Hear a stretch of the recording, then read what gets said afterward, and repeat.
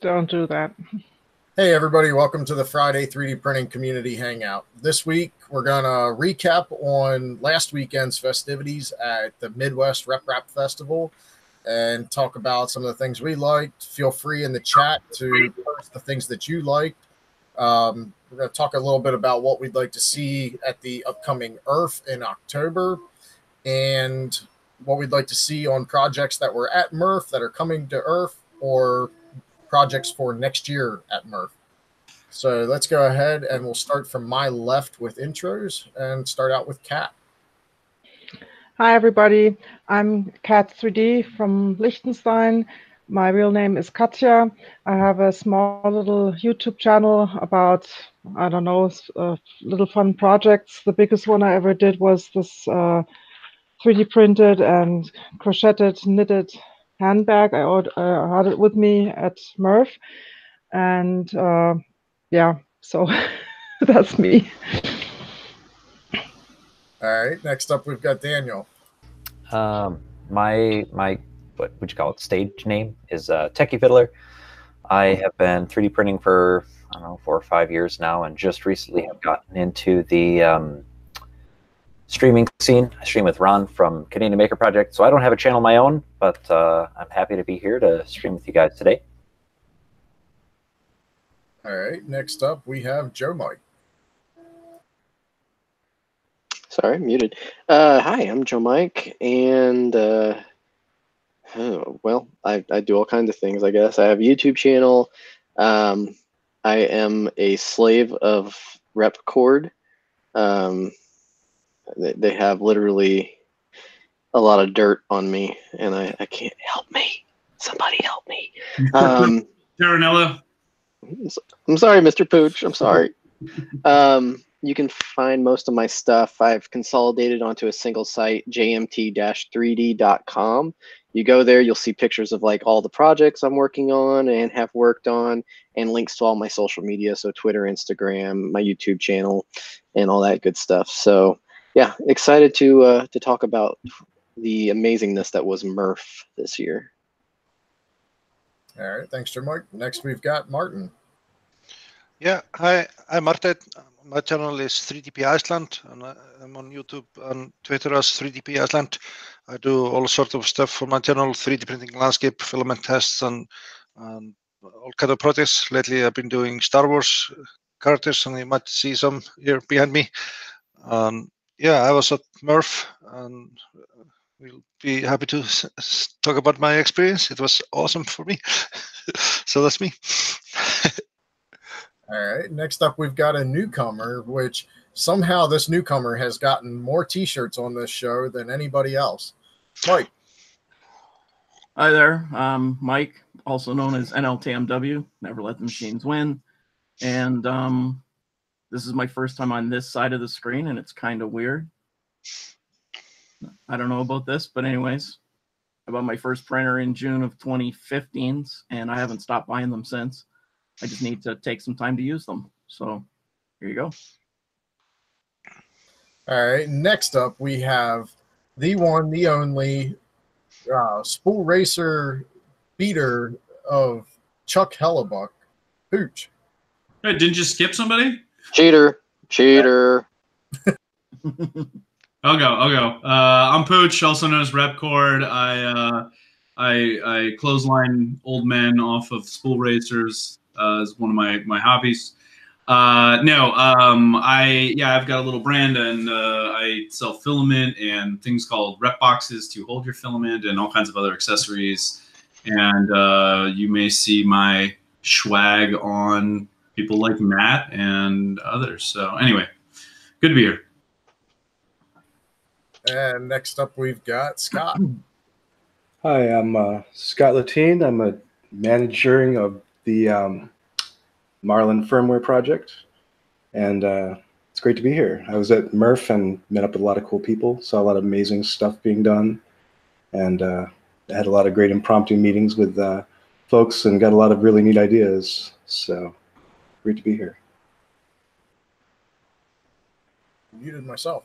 And I'm gonna, before I let Chris introduce himself, having some audio issues with Chris. Hopefully they're resolved now. Chris may or may not be able to hear the panel, so we'll see how that goes. Chris, go ahead. Oh, I can hear the panel. You're not watching the chat. Hey, everybody. Good evening. Chris here on the Twitter at mcrispy1, one of the 4 behind ERRF. Just had a great week at MRRF. Saw a lot of these folks, and looking forward to talking about it tonight. So your audio issues are all good to go then, sounds like. Yep, I could hear Joe just fine, and unfortunately, I could hear Pooch too. All right, so Well, Italians are loud in our defense. Haters Oh. about talk with my hands. And I could see Joe take up my whole screen. there we go. So it sounds like Safari was to blame there, by the sounds of it. Or did you just reboot Chrome. Chrome? All right, so let's start out for everybody who was at MRRF, which I believe is everybody on the panel. What was you guys' favorite things that you saw at MRRF? I know some of you might have been tied to booths and might not have gotten around quite as much as you'd like to, but out of the stuff that you got to see, what did you like? Go for it, anybody. Yeah, I'll start. For me, it was definitely meeting the people. That was my main reason to go, and getting a chance to meet all of you guys. Some of you I met at ERRF last year, and like those that didn't go there, I met here at MRRF, and that was totally awesome, hanging out and all that. There was also quite a lot of projects going on the tables, like all the different types of printer mechanics that people were coming up with, and seeing all that. There is so much bright ideas going on in the industry, and then also on projects to see how the tool changer ecosystem is starting to get born. People were adding to it and doing all sorts of tool changes variants. So for the printers and such, the tool changer mechanics are getting some feet or air under its wings. So that was really cool. But the people were definitely the most exciting for me to see, and getting traffic to my table.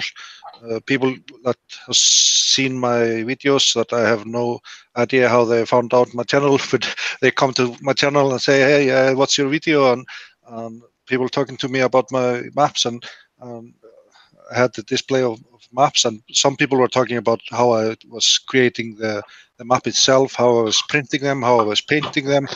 There were so many aspects of what I was doing that people was interested in. So that was really cool also to talk about why I was doing the maps in general and all that.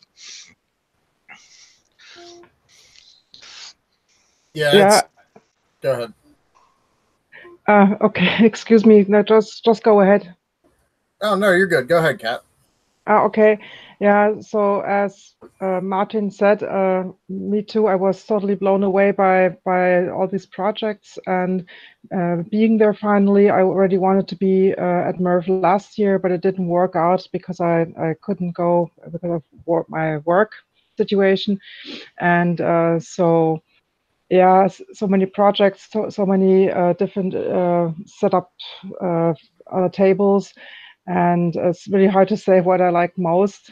And it was so nice to meet finally people that I didn't meet at ERRF. And it was kind of hard for me to get there, as I got a stopover at Reykjavik a little bit. So I had a bit of trouble getting there. And yeah, so this is it. Yeah, totally worth the trip. I was really glad to see Martin's stuff a lot, and also, just the other things the creative things that people were doing. I think of Louise Drigger's stuff especially. She's modeling really complex models with armatures and everything, and actually producing really smooth-looking, nice models with good quality filament, and bringing them there, setting them up, giving them a nice presentation, and just amazing stuff. And she had to probably cart all that stuff in a very well padded box all the way from the UK. just to get it there. So I was really happy to see her stuff. Yeah, there was just some amazing machines. Of course, the RepRap spirit is the reason we go, and everyone was just like, you know, inventing things. If something was being built, they would do it in very much their own style. And, you know, just the combination of 3D printing, electronics, mechanical stuff. And then there was actually a good showing of CNC again this year too, and other types of things, lasers even. So I'm really excited to see that kind of merger happening, probably also around the tool changer stuff. It's really exciting. Scott, do you remember when we had you on for the Marlin stream? One of the guys in the chat was asking about microstepping, adding in microstepping for X and Y. Right. As in baby stepping? Yeah, or baby stepping, yeah. That was Carl, Knack 3D Designs with the White Knight, the belt printer that was there. Yeah, yeah. That's the reason why he was asking that question during the stream. And you're like, I'm not sure why you'd want to do that. That's why he wanted to. Yeah. Well, his vertical. We got it. Well, in the sense that we have, you know, the ability to turn on X, Y, and Z all at the same time, and then you can pick the one you want to use. Yep. So those are all there. But I guess on his, I guess he wants to map a particular axis so that it sort of behaves like Z, but it's actually called Y, maybe. Correct. So so that's something. It's sort of like a different kinematic almost. So I'd probably treat it a little like Core XY and just make a little special case for it. So, but it shouldn't be too hard. Yeah, I just have to. Actually, I'd like to see maybe what his config looks like and just get like an example in there so it all matches up. Because it's nice to have when you have some new pins or whatever, or some new option, something that actually uses it to give an example of why it's there. Yep. Yeah, totally. Yeah, that was the reason that question was asked during that stream. Yeah. He just hadn't announced yet what he was fully announced what he was up to at that point. Yeah, we had to laugh about that, so it was good to talk to him at the show. Actually, good. I love his enthusiasm for what he's doing, and yeah, the build quality was just amazing. I was really impressed. Yeah, he's been teasing that on me for weeks. What are you doing? What are you working on? You gotta tell me, man. Like, you can't ask these crazy open-ended questions.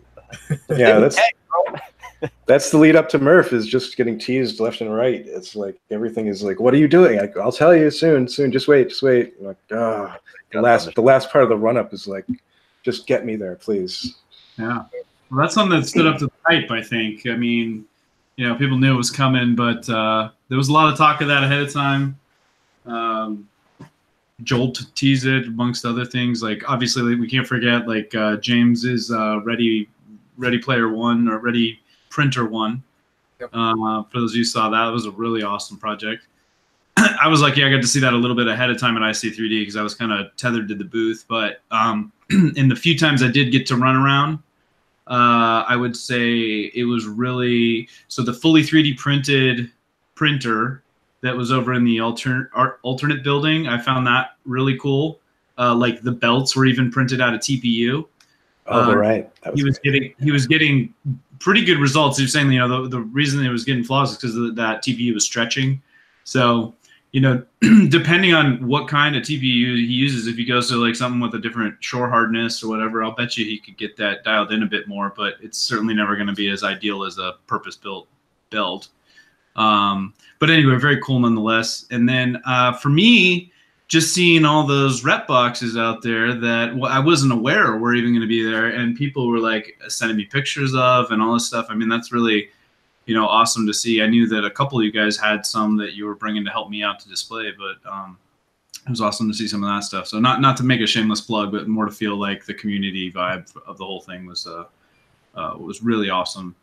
And then the one thing I missed that I would have liked to have seen in person, but thanks to like Tom's video that, you know, we walked through and kind of did some extra stuff, that Zesty extruder, where it's like remote extruding with that cable.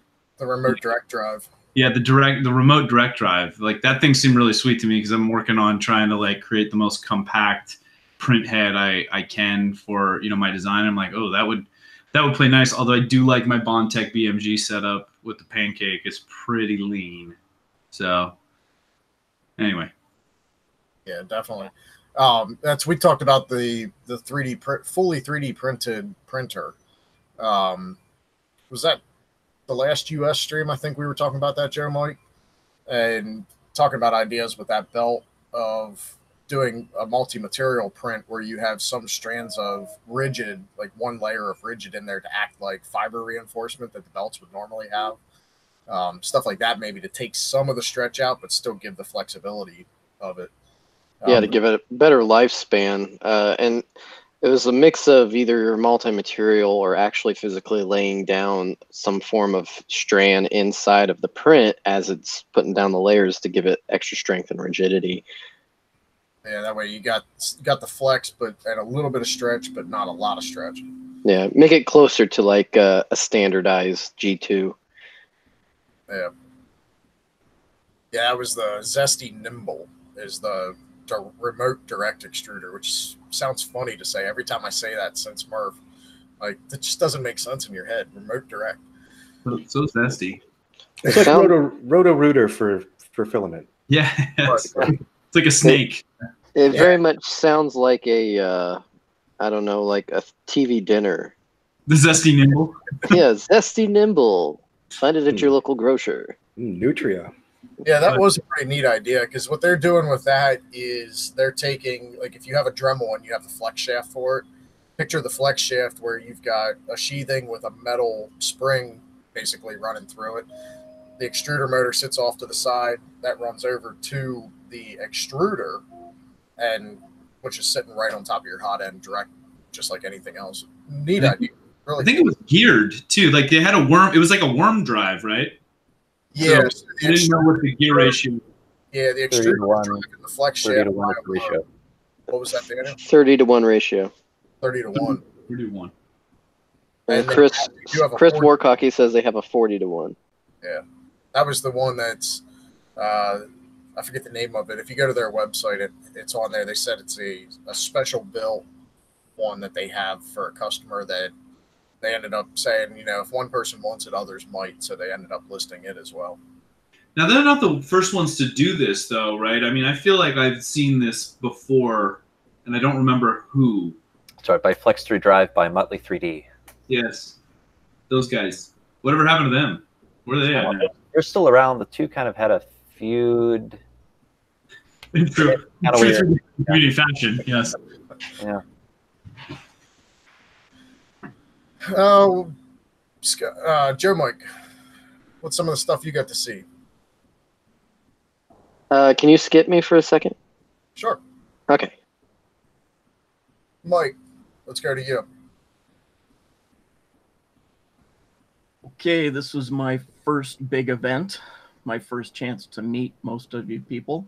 So I had the best time on Friday walking up to people and messing with their heads. Just start talking to them. They had no clue who I was. It was awesome.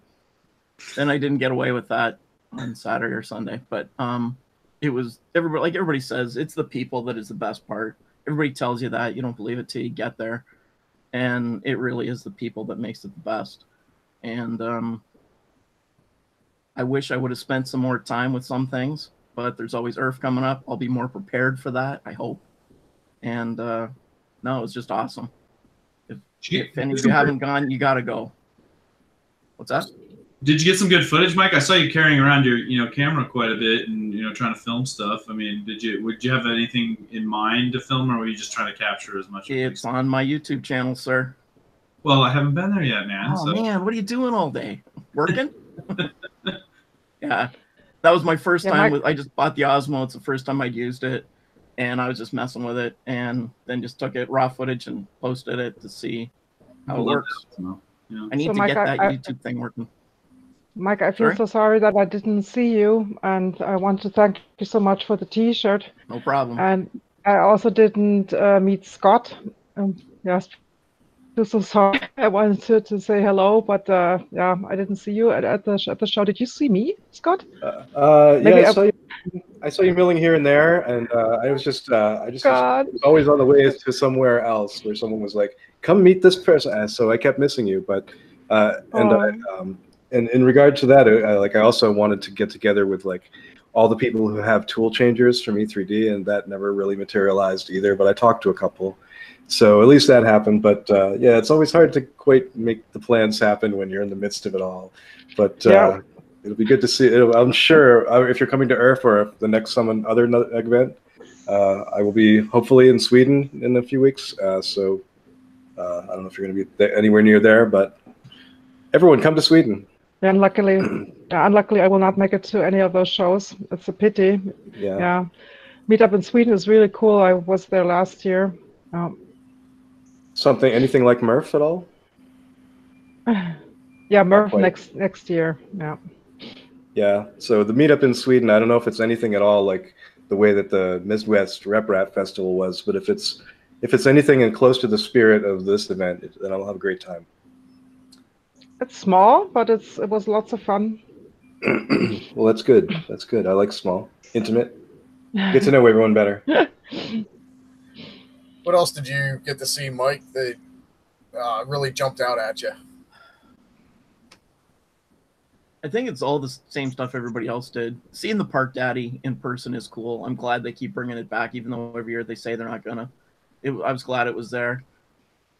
And it prints slightly better than I do some days, so that was pretty cool. And the White Knight is really awesome. I'm sure a lot of people will be building those by ERRF if he releases everything in enough time. Wish I would have looked at the Railcore a little bit more. I have a business use for that I should have been more on the ball. But I was in fangirl mode the first day, really, just meeting everybody. Anybody that's ever been to one of these things, when you witness the Joel effect, it's just unbelievable. Everywhere he goes, he's surrounded by like 40 people. When you witness the Joel, Chuck, and Tom and Joe Prussia all at the same table row that was next to the rep cord booth, oh man, you could not move through that aisle at all. It was like people's minds were getting blown, dude. Yeah, it was Los Angeles traffic in that. Yeah, that was Hollywood Strip. That was Hollywood Strip, really. Yeah, Joel did a video with James print and play with a cabinet, and there was like crowd coming in, like it was like filled up on both sides, and my table was just close by, so I got a benefit of that because people were waiting to get a chance to see what Joel was doing, and it's on my table, so it was like a buffer around him. Wherever he moved, there was like a crowd. So it was quite funny to see when he moved to the next one, everyone followed. Yeah, Eddie just pointed out in the chat, Joe Mike, isn't the point when the Joel effect and Joel, Stefan, Tom, and everybody were like right there in the rep cord Brusa aisle. Isn't that when you ended up crawling under the table at the rep cord booth to get back to the backside of it? Yeah, and also Joe Kasha, 3D Maker Noob, was also at our booth, and I had to like pull out some boxes at the very corner and crawl underneath the table to get back underneath the booth. And I just sat down and I was like, I'm done. I'm just gonna wait until disperse. Nothing to see here. I don't know if you guys saw or not, but Tom Sandlander found it to be a good hiding place behind Joe Mike in his like lawn chair. So he had, I think he put a little thing on Twitter about that, but he hung out, and Stefan from CNC Kitchen was there. They were really cool. There was a lot of really great people to hang out with for sure. Yeah, like all of a sudden it's, Tom just appears out of nowhere, and a wild Tom appeared, and he was behind me the whole time. Yeah, going to these events, seeing what everybody's up to is cool. It's inspiring. I mean, every time I go to ERRF or MRRF, Maker Fairs, you always come home inspired and wanting to do more. And leading up to MRRF, it was kind of funny for me. I kind of spent the first part of this year not really doing a lot of anything up until about 2 weeks ago. And then I started working on the rep cord sign, building rep boxes. Pooch, you guys got to see the color changing lights that I'm working on for the rep box. Learning to use the palette in the last 2 months and cranking out a couple of prints for MRRF. It was like all of a sudden, MRRF was that inspiration to get my butt in gear and actually start making and get back to it. And coming home from it, it's like, you just come home with all these ideas of things you want to do. And today I was looking at the White Knight GitHub, looking at the build of materials for that, and starting to plan things for ERRF. I mean, ERRF's coming in, what, 6 months, and it'll be here before we know it. Yeah, I think I'm really gonna do my best to get to ERRF this year, especially if Pooch can help me with some of that sweet rep box money. I'd be more than happy to work his table again. We'll figure it out, bud. Yeah, and I have places to stay offered, which are great. Won't say any names, but yeah. So as far as MRRF is concerned, this year I was really excited, one, to work a booth because it's the first year I worked a booth. So it was kind of fun to watch some of the channels who are just starting, and like where I was 2 or 3 years ago at MRRF with all my camera gear and equipment, going around and doing all these interviews and stuff, and then realizing MRRF is so much more than a content creator's outlet. You know, it's about the community and getting and talking with everybody and going and seeing all the cool crap that is just, you know, absolutely blows your mind. I mean, this year I came with a GoPro and my cell phone, and that's it. And that's how I'm going to go to MRRF going forward. You know, as far as like stuff that I saw there, I think for me, like vendors this year were really, really neat. I mean, Slice Engineering was there again, but this year they were there with a much more refined product family. So they had their nozzles, they had their mosquito hot ends, and they had all the various mounts that people have created over the time the mosquito's been out, laid out on their table.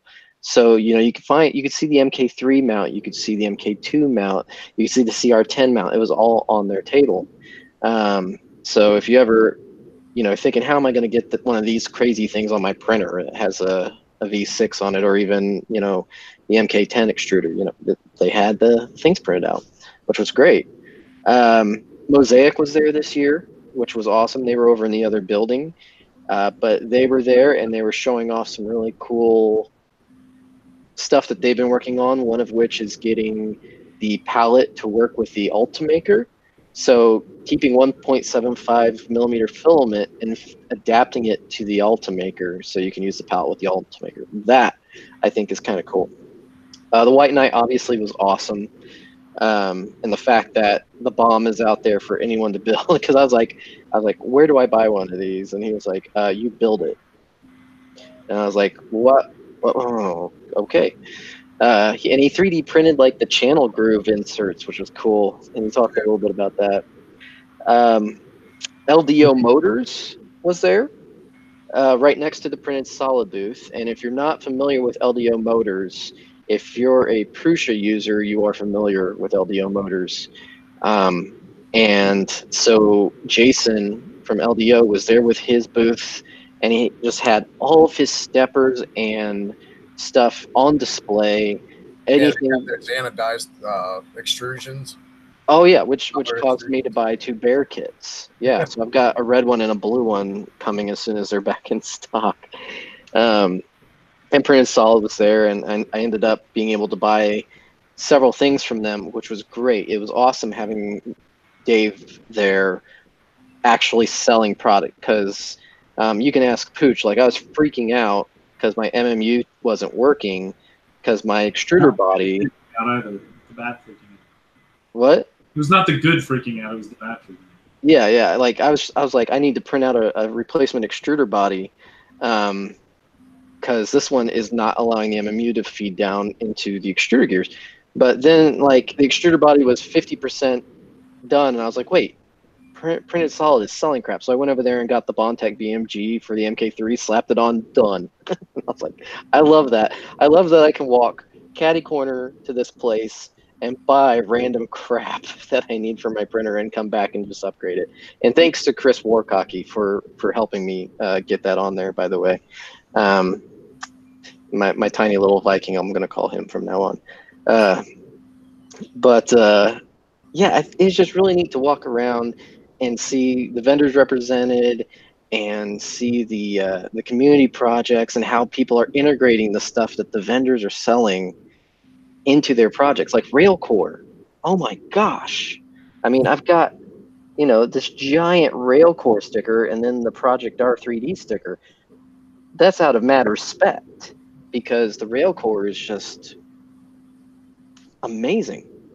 Yeah. And you know, they had that thing set up with the mosquito, and It flies. yeah, Literally, I've never seen anything like it. We tried to do a build in the booth, and I don't think we got halfway. But it flies, right? I mean, the quality that you get at speed is unparalleled that I've seen, at least. Yeah, because they were cranking out parts for people. Pooch, they were printing parts for you, I believe. It didn't work. The thing was flawless, man. Did you see the handle that they gave me that was in that cement? Oh, I wanted yeah, it. that was crazy how quickly that just came into being. And I'm going to get my hands on a Railcore. That's in the works. So I'm gonna print at speed. I did end up buying also a Mosquito hot end, which is going to go on my MK 2.5. So I've just got a bunch of cool stuff that I'm going to be messing with. And like you said, Matt, you know, at the beginning of the year, I mean, I had baby and all that stuff, but now I'm like inspired.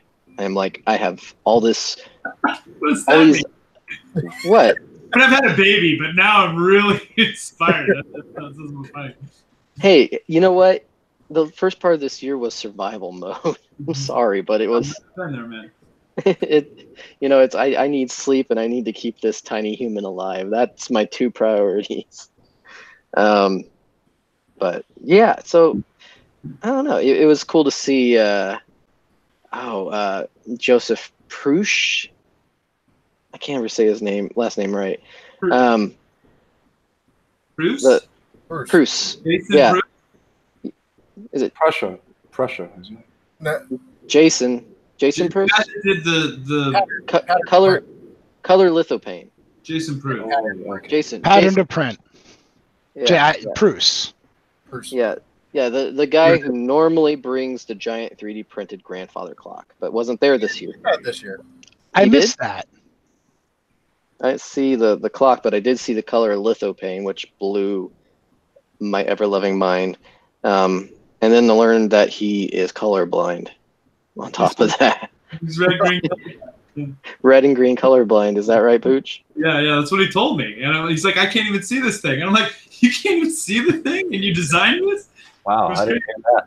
Yeah. Wow, no, so that's my favorite because So- I was really astonished about this lithophane thing, and then if you tell me he's colorblind, that really blows me away.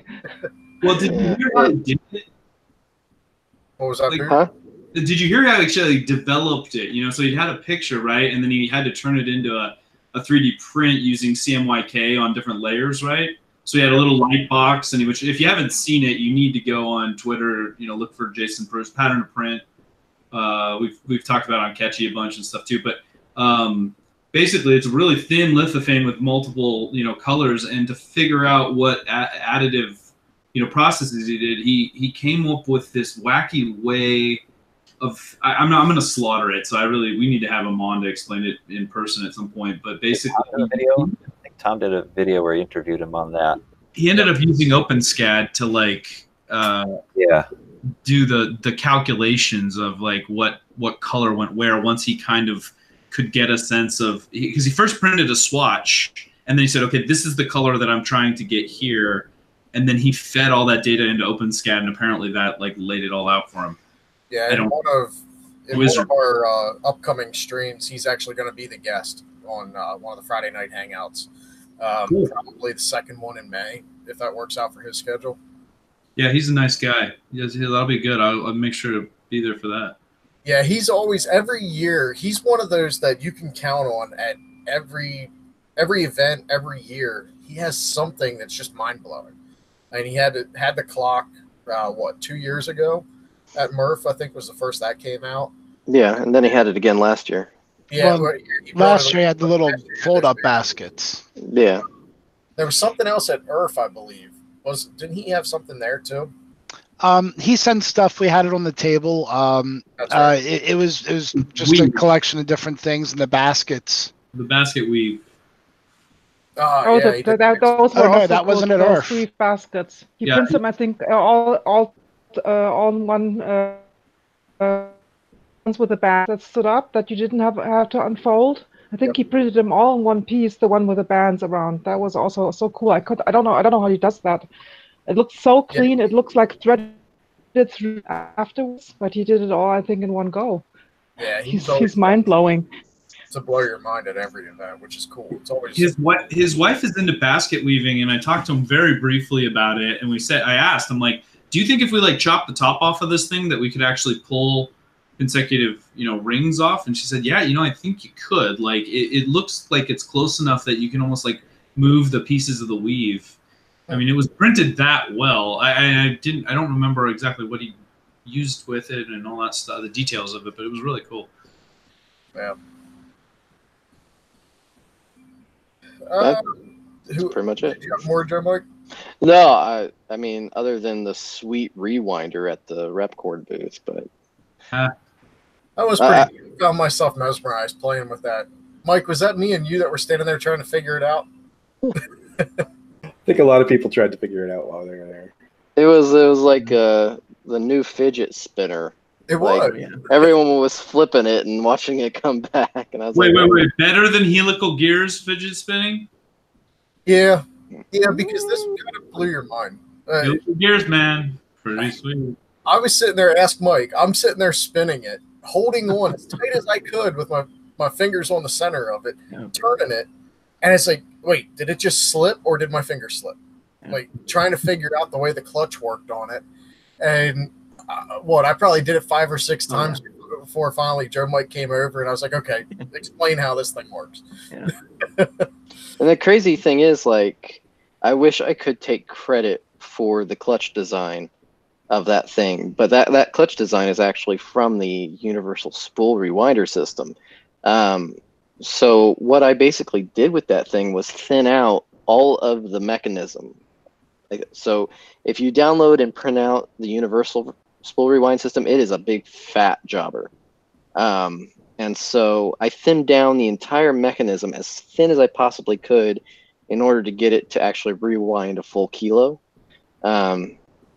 without it, But here's the funny thing. I've actually already heard feedback from people who are using this version versus the universal version.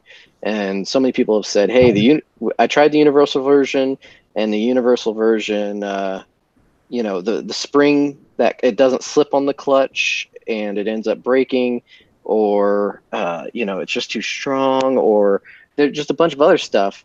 And then they use the just slight adaptation that I came up with, and they're like, it works perfectly. Like, since there's less surface area on the spring and less surface area on the clutch, it still grips it enough to tension it, but it slips that much easier. So there's actually some people who were using the universal spool rewinder system that are now hopping over to the rep rewind system just because of the better functionality of it. And they don't even have rep boxes yet. Well, not only that, but you got the attention of the original designer, and aren't they helping you iterate on some more stuff? Yeah, so as soon as I printed it, or as soon as I published it to Thingiverse, the original designer of the universal spool rewinder, he commented immediately and basically said, hey, I like it. And was it Vincent? And he basically was, because I had mentioned something like voodoo magic on getting the rewinder to handle spools over 70 millimeters in width. And he started talking about putting the spring inside of the axial. And I was like, that is a fantastic idea. And so now that's kind of where I'm going. I've got to brush up my Fusion 360 skills to get that to work. But yeah, so we'll get that going. What's really wacky about this is the actual spring properties that PLA, seems to have. And Joe Mike, you said you tried a bunch of different materials to see if you could get better spring effect with different stuff. You found PLA was the one, right? Yeah, I mean, I started with PETG because I printed the rest of the contraption out of PETG. PETG wasn't stiff enough to actually rewind a full kilo. Smaller spools, it did fine, but when you got to the full kilo, it just stayed taut and didn't do jack squat. Then I was like, so I need something that's more stiff, and I went to nylons, and nylons were too flexible. I did nylon with carbon fiber. It was too coarse, so it didn't slip on the clutch at all, which was really bad. And I ended up just trying PLA, and PLA was absolutely perfect. Perfect amount of stiffness and flexibility for that spring. So I don't know if a better material is out there, like a co-poly or something like that, but for simplicity's sake, PLA, you can print the whole thing out of PLA, which is just great. And if it breaks, you just print another one. But we had, a decent amount of hours on the ones there. They're still going strong. Yeah, they're still in my box and printing right now at work. And the crazy thing is that I have not had a single spring break on me yet, because my slip works so well that it slips and it doesn't break. Now, the thing about PLA is it does deform after time. So as it stays taut, it will deform into that position. But what I found out is if you spin it back the other way and then stick a pencil through the spool and just keep it spun the other way, that it deforms back and that you can use that, keep using that same spring. Yeah. Was that like a modulus of elasticity or elasticity of material? I don't know. There's science. Quit trying to sound smart. Science. Yeah, I didn't understand. Daniel, what's the stuff you saw at MRRF? Oh man, there's so much cool stuff there, but a couple things stand out to me. One of my favorite things to see there, well, you guys all know Nick Seward, right? He's the guy who works on the funky rep wraps like Lisa and Simpson and Gus and all the stuff with nutty kinematics. Last year he brought TableBot and Helios. This year he brought a funky hybrid of the Helios arm, which is a double polar printer, stuck onto an angled wheelbase like TableBot, and one of his students dubbed it Wheelios, which I think is just a wonderful pun. Anyway, we were working on that there. He was compiling the firmware at MRRF. I printed one of the parts for him because it deflected under the heat, and it had its first print on like Saturday evening, I think. So that was really, really cool. Some of the other neat stuff. I was actually going to mention the lithophanes, the colored lithophanes. That was really, really something, wasn't it? Also, there's a new guy. I think his name is Luke Cunningham. I can't remember what his channel is, but he was interviewed by Tom for a little bit too, and he is just wicked sharp, real smart guy. He's going places. He and Nick Seward and Bill Steele, who came out with Polar 3D, the printers with the round tables. You guys have seen those. And the four of us talked kinematics. Just got to chat about funky designs. Because I brought two inversions of Core XY that I've been working on. Yeah, Make It With Luke. That's what it is. Thank you, Butram. Yeah, they got to take a look at those, and Luke and I started talking about different ideas on ways to make them polar. So anyway, Nick and I are working on something. All I can say is next year, you might see me walking in with nothing more than a backpack. I will just leave it at that. Are you going to have a little robot that you take out of your backpack and place on a table and it prints? I can neither confirm nor deny. Okay, all right. I got to go into details. I can't leave you hanging. Hard. Twist your arm. All right. Doesn't take much twisting for Daniel. He likes to I love showing this stuff. If you guys go to the new Maker forums, which are where the Google Plus people kind of congregated after that'll shut down, you'll see Google Plus. one of these topics. I know, right? So we're working on an extendable Z printer that actually prints its own Z-axis as it goes. So as long as you can supply it with an electrical cable and filament, it could just it could just keep going. That would be pretty nutty. Also, yeah, I'm working on a flat packable one that will actually be very high performance. It would be drawing on some of the very high performance Core XY gantries I've been working on. My highest performance one yet was doing about 1,200 millimeters per second travels with 5 Gs of acceleration, so almost 50,000 millimeters per second squared. Good grief. Are you shooting at that speed? No. That's his movement speed. That's just the function. Okay. Yeah, movement speed would be a function of the hot end, but I could see, 200 millimeters per second or whatever. Yeah, throw a slice magnum on there. Yeah, mosquito magnum is the plan. But yeah, so it's going to be designed to fold up to about the size of a thick laptop.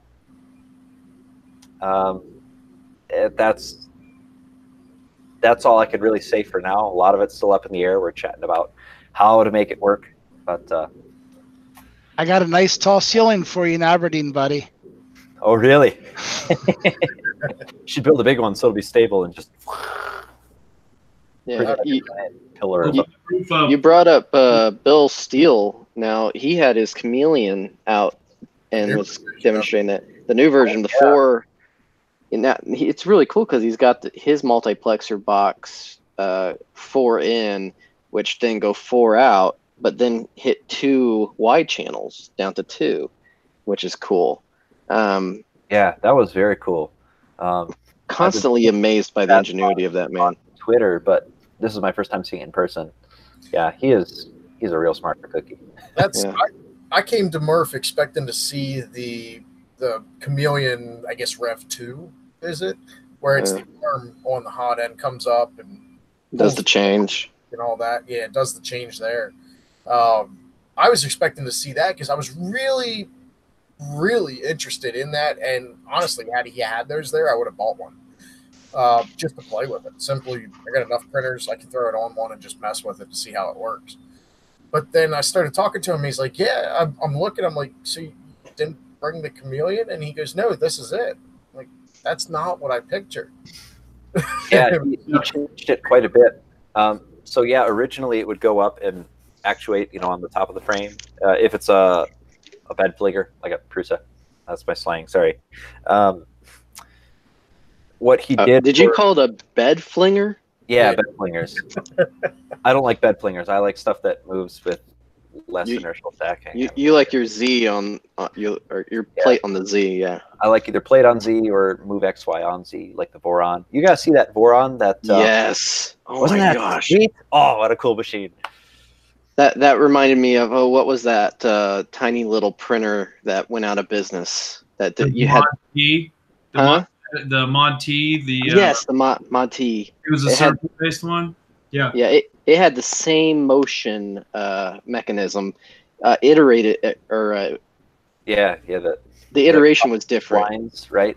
Yeah, but still, that's such an awesome idea. Just keep X and Y moving on the bed, and just your Z is solid, boom, in the middle. Isn't that how the Budman printer is set up? Yes. Oh, wait. No, I think that's got a separate X and Y is on a different set of axes. It's stacked a little differently, but yeah, it's more like a overbuilt printer bot.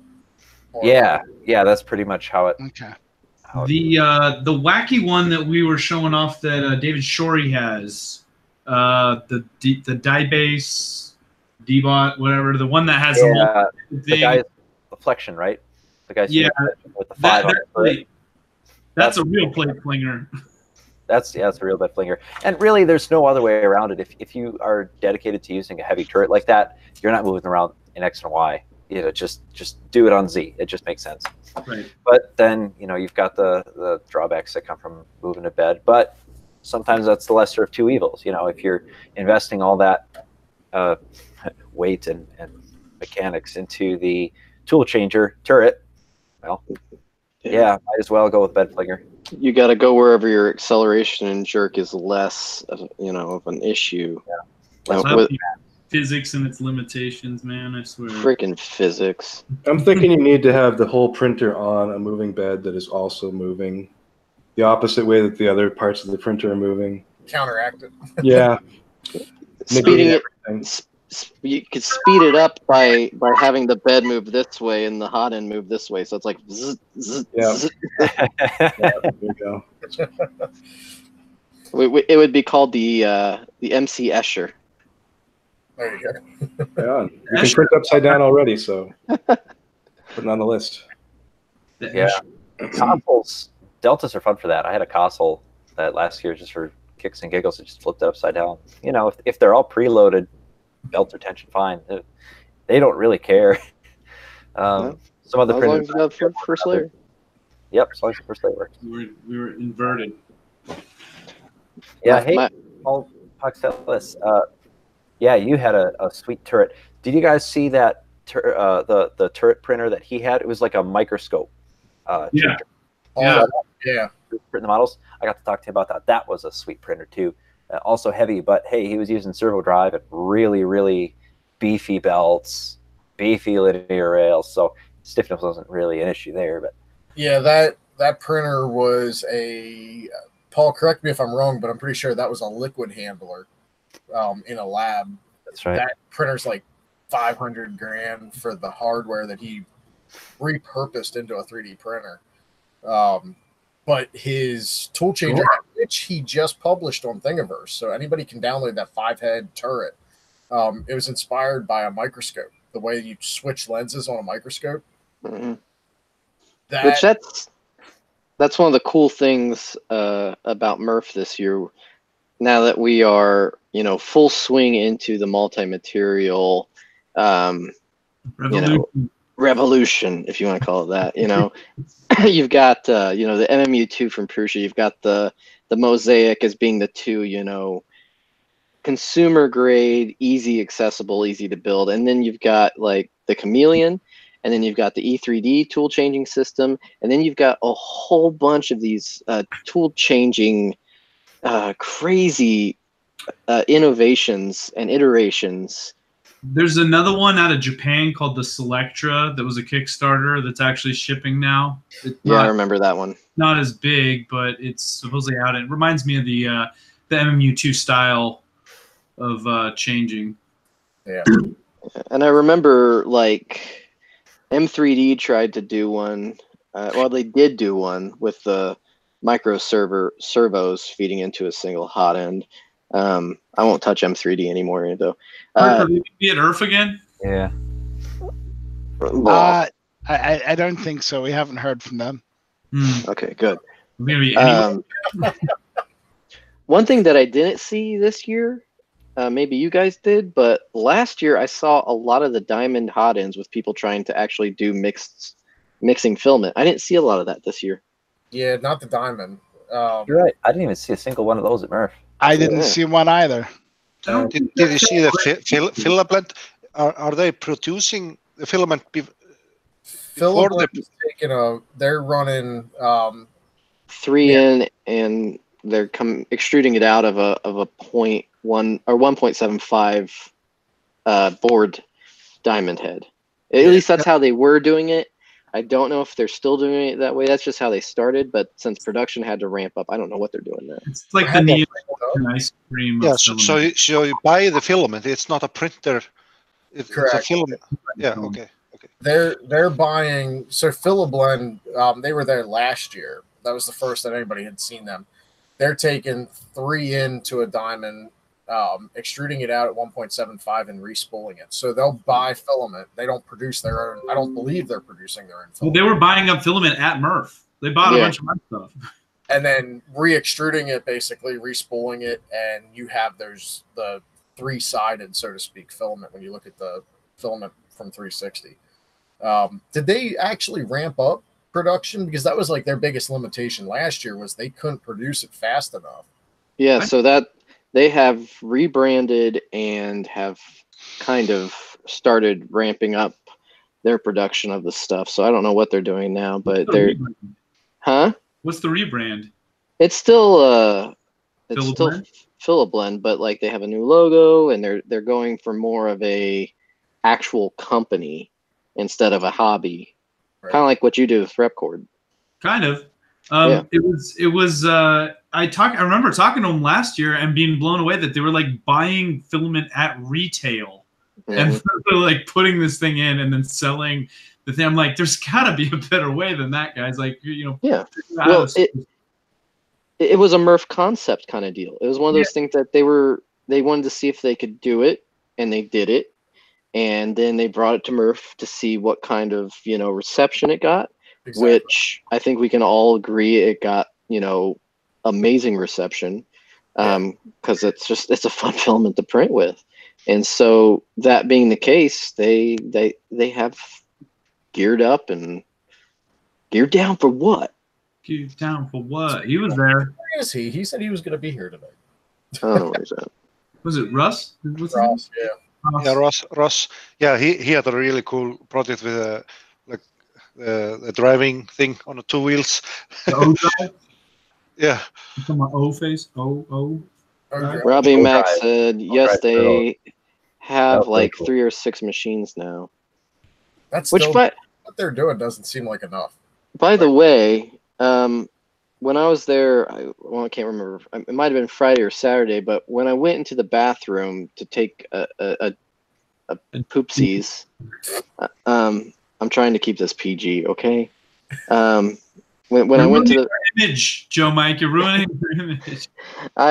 I went into the bathroom, and on one of the stall doors it said "Interviews with Robbie Mack in here," and I was like, "What the heck is this all about?" So maybe he can shed some light on that. Well, Joe, after the model that Robbie brought, you can just call that taking a Walter. Oh, did Walter put that up in there? Well, no, I don't know, but I was just talking about his little model he was gifted at the show. Yeah. Oh, that was a side joke with fun in the country basement. I get it. Okay, that makes sense. That was a very funny addition to Walter's Hypercube, I must say. It was great. For those who don't know what we're talking about, Robbie brought Walter a bobblehead of Walter on the toilet and like leaned over, like really pushing out a deuce. Really freaking hunched over. Was it Heather on the catchy who asked, is he using a squatty potty? Yeah. Because that is something that Walter would use as a squatty potty. Squatty potty makes you go the other way. Yeah, that brings your knees up. Right. Oh, it's like Walter's here. That's better. No. Yeah, there it is. That's much better. Yeah, if I could toot my own horn, I was really pleased to see a lot of people are starting to adopt Marlin 2. I know that there's some 2's out? It's sort of hovering there. The AVR version's pretty solid. It's kind of, better than 119, I would say at this point. But the 32-bit stuff is kind of coming together, so people are starting to pick it up. And there's a few folks using it on their commercial printers and liking it. So I'm pleased to see that's happening. So what 32-bit boards can I use Marlin on? Yeah. LPC 1760X boards, so like Smoothie board or MKS S base. You can use DO-based boards, so if you have Ramps FD or if you have anything like that. Duet is up and coming. It's going to be a while before we can support everything on that monster. And same with general boards that all have like Wi-Fi. It's like the sky's the limit with those. So we want to take our time and make it right. But I've got the re-ramp, or I'm sorry, the re-arm. Yeah, for ramps. The re-arm. I like that one. So you're saying that I can push SmoothieWare off that thing and put Marlin 2.0 on it? Yes, absolutely. Oh, hallelujah. Yeah, actually, I have one lying around here somewhere. But There's a new G-Tech board that's 32-bit as well that has like 90% of finish. Right. What was the name of that chip? I can't It's remember. hovering there, the STM32 or That's the the one. yeah, and the ESP32 is also coming up, which, you know, that's got like Wi-Fi and stuff. So there's some cool things there. Scott, any chance, not to get too far off the topic, but Right. FlashForge Dreamer board, any chance of that being supported by Marlin too? Hiding it on myself. Haha. I love FlashForge. that. What is the FlashForge? Describe it to me. 32-bit board, but I don't know which board's in it right now. Yeah, I mean, ultimately it comes down to this, like the actual functionality of a particular chip is like one corner of what we do, and we get that working pretty solidly. But then it comes down to like, once those chips are supported, then you just need a pins file that describes how those are mapped now to your functions on your printer or whatever device you might have. So that's the real thing. We just need to find out what the pins are, and we can see what happens. Yeah, It's called the driver board, Matt.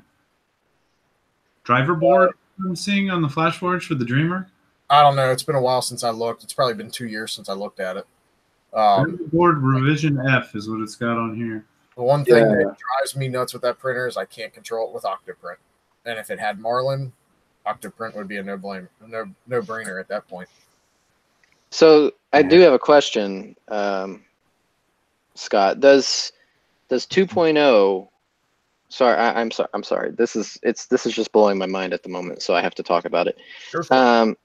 So for example, the rearm, you flash it with Smoothie and then you put your configuration on the SD. Is the Marlin going the same way with that, where your configuration is on the SD? Do you even need the SD with your Marlin once you flash it? You're muted. Still muted. There we go. And yeah. Hello, everyone. So it's still Marlin in the sense that you configure it for a particular sort of like architecture and shape of machine. So you can't turn it from a Cartesian into a Delta with a config file unless you rebuild it. But it does use the SD card, because all these boards do. You put the firmware on the SD and it renames it and installs it at the same time. And then after that, the SD card can be used like as the EEPROM for some of these boards, like have a built-in EEPROM. And they can also be used for maybe future expansion where it might do some rep firmware style stuff where we have files on here that take over the functions of like homing or, you know, tool changing or whatever. But ultimately right now, it's still Marlin, and you still build it the same way you do for AVR, except, you know, then once it's built, you can configure certain options that are changeable and that can be stored in the EEPROM. And that's pretty much, you're my hero, man. yeah. Gosh. Scott, it's a lot of sorting things out. It's true. Does any of these numbers sound familiar on an ARM chip, Scott? There's an STM32F40. Yeah, the STM32s. There's STM32 F1, 4, 7, a whole bunch of these, and they're all like, there are different ways of building them, and there are different libraries or cores that support them. And there's sort of a generic one that's supposed to support all of them. There's an Arduino one, so you get like to use Arduino-like calls and stuff. So we're kind of trying to support the best of them. So we're sort of supporting all of them while we sort out and so a couple of our contributors are actually also working on that core. So there's a lot of feedback between the two. So we make sure not to step on each other's toes too much. That's what the Dreamer's got in it. Oh yeah, so that's better supported all the time. Awesome. I don't understand the thing. Oh my God. I was just reading numbers off of a chip off of a picture or just site. It's controller architecture. I know. That's the thing is now I am seeing more and more like 32-bit stuff, but like, you know, ultimately, and I'm even going to have like my old Prusa is going to run a 32-bit. In fact, I'm using this rearm, but it's like still at the stage where they're kind of pricey, and like, you know, you only don't really necessarily need them with all the other add-ons you could use, like better stepper drivers and other things that mitigate some of the issues with lower boards. But with, you know, deltas and things, and especially the bigger and more ambitious things that people are trying to build, I think, you know, it's definitely going to be up and coming really soon. So, and the prices will drop, I'm sure, as they do. Marlin would be awesome on that rearm, because right now I've got the I can never say their name right. Panicat? Yeah. Panicat. Yeah, Chris actually did a whole video where he installs it on there, and you can follow that video. And oh yeah, that's going to happen. Basically, it'll be done in 20 minutes. It's pretty straightforward, and yeah, just put it on the card, boom, it goes, and you can probably even get his config. So yes, right now I'm running the rearm on my console, and I've got 128 steppers on it. The 128 resolution steppers. You mean you're doing that in software? Yeah, it's Yeah. Oh, that's okay. I mean, with a 32-bit board, that's why you have it. Yeah. So yeah, there's some good stuff in Marlin too. Also, there's like, it'll make the slewing between steps finer. Like, so it tries to run everything so it's not as choppy. Yeah. Basically as fast as it can, so it smooths things out. So yeah, it should be overall better. But definitely let us know if there's anything weird, because there's always, with new things, it's a little. A few cobwebs, but from what I've heard, this works pretty well, and Chris seems to like it. So awesome. I will just say, because I think it needs to be said, I am a proud supporter of you on Patreon, and I believe that anyone out there who is deeply involved in 3D printing should be supporting you on Patreon, even if it's just $1. Right, or open source software if you're just like open source. Yeah. If you like to breathe oxygen, that's free. We're free. Oxygen, see. So if you breathe oxygen, you should totally also help out the Marlin project. Scott, what was that? I know we haven't gotten through everybody and what they saw yet, but for you walking around MRRF, knowing that a lot of those machines are running your firmware, what's that like? I mean, you're responsible for a lot of those machines. Your firmware that you're in charge of is responsible for that. Right. Well, it's always fun, to see like some change you made, and it's actually making a difference in what people are doing. And especially with the latest like fixes to like motion, people are getting cleaner, nicer results, and that really shows. And just a smoother experience, not having to deal with the thing breaking down or acting weird. Once you get it tuned and dialed in, like you can pretty much. It seems like you can trust it at this point. So that was really. It's always gratifying to see it's not exploding, first off, but definitely it's also like amazing just to see so many machines from one end to the other, from something built out of old CD-ROM drives to something that's like a big professional tool changer, capable or possibly using elements of or Marlin itself to like run it, and just like getting some benefits out of that. It's amazing. And yeah. Did you get to talk to ANET? Yes, ANET was an interesting attendee, and I guess if you don't know the history, I'll briefly lay it down, is that ANET is sort of very mum on allowing their users to have the source code for Marlin when they distribute their printers. They just simply don't do it, which is a violation of our license. So they're sort of not really allowed to distribute Marlin because the license is the only thing that gives them permission. So they don't really have permission to distribute it, but they do anyway. So seeing them there, I thought there would be like a lot of hostility, but I guess people aren't generally aware of open source issues or necessarily that bothered by it, which I can sort of understand. It's a complex, turn of things, but yeah, it comes down to, it's sort of it's a tacit agreement and a trust bond. So to see them there and be like, hey, you guys are kind of like, in violation of trust here, and you're showing your faces, that's pretty brazen. But I think in a way they just don't quite get it yet. But hopefully we'll educate them and get them on board. But it's tough. It's very tough. I think I've tried the carrot and saying I'm here to help, whatever you need. Let's make their firmware better. But they simply aren't interested, which is interesting because we're free. And reality eventually came around, so maybe enough community pressure can get ANET to. Yeah. I saw a tweet by Timothy Hogland, that ANET was compliant. No. That was his April Fool's joke. Yeah. Okay. Yeah. I fell for it then. Yeah, we got you. I retweeted that without comment, and Okay. or with some comment backing it up. So you have to read carefully between the lines on April 1st. I know that. Yeah. I just saw it and thought maybe they come around that Murph because you were there and they were there, and maybe something would have happened. So. Yeah. I just added games to Marlin, and people thought I was joking because it was April 2nd or whatever. But Yeah, nothing short of either a boycott or litigation would make ANET change their thing. And I don't think you'll ever get a boycott on ANET because they're so cheap. Yeah. So people are always going to. We had the same issue with Creality. The CR10 was such a cheap printer. So it was like, these things are going to sell and we can't boycott them. It wasn't until places like Printed Solid and other distributors were like, we're just not going to sell them anymore because you guys aren't in compliance.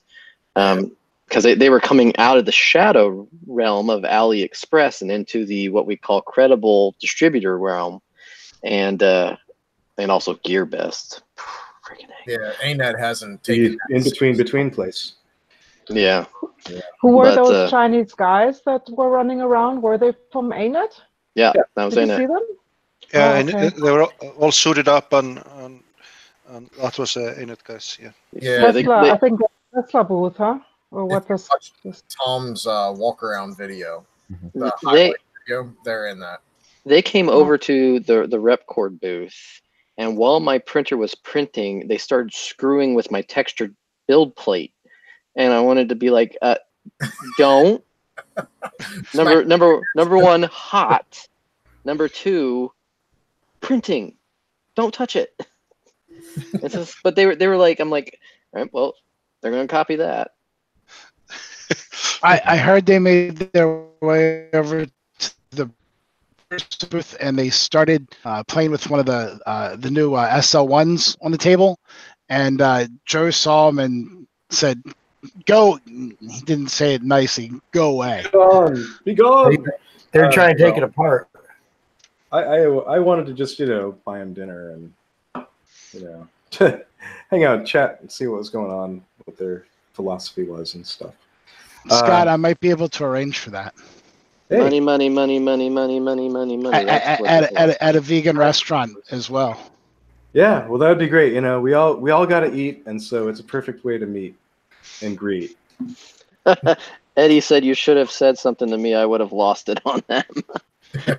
Well, there was the whole joke with bringing over the fire extinguisher and such. That was cute. Oh, yeah. But because there have been a few little fire accidents.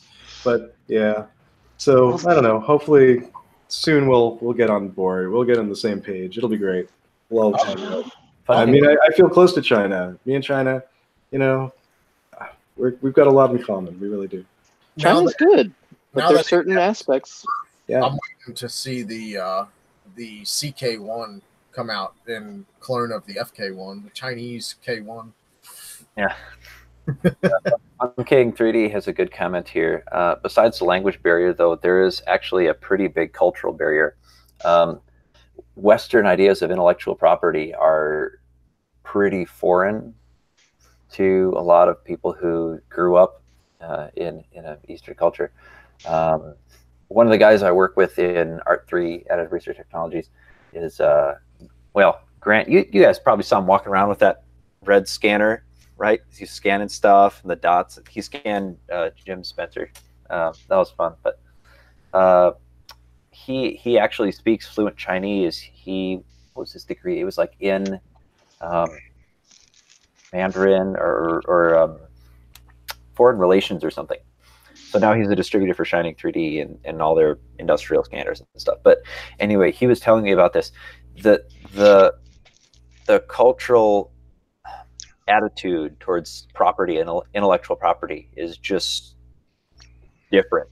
The way we approach property rights, specifically intellectual property rights, doesn't make a whole lot of sense.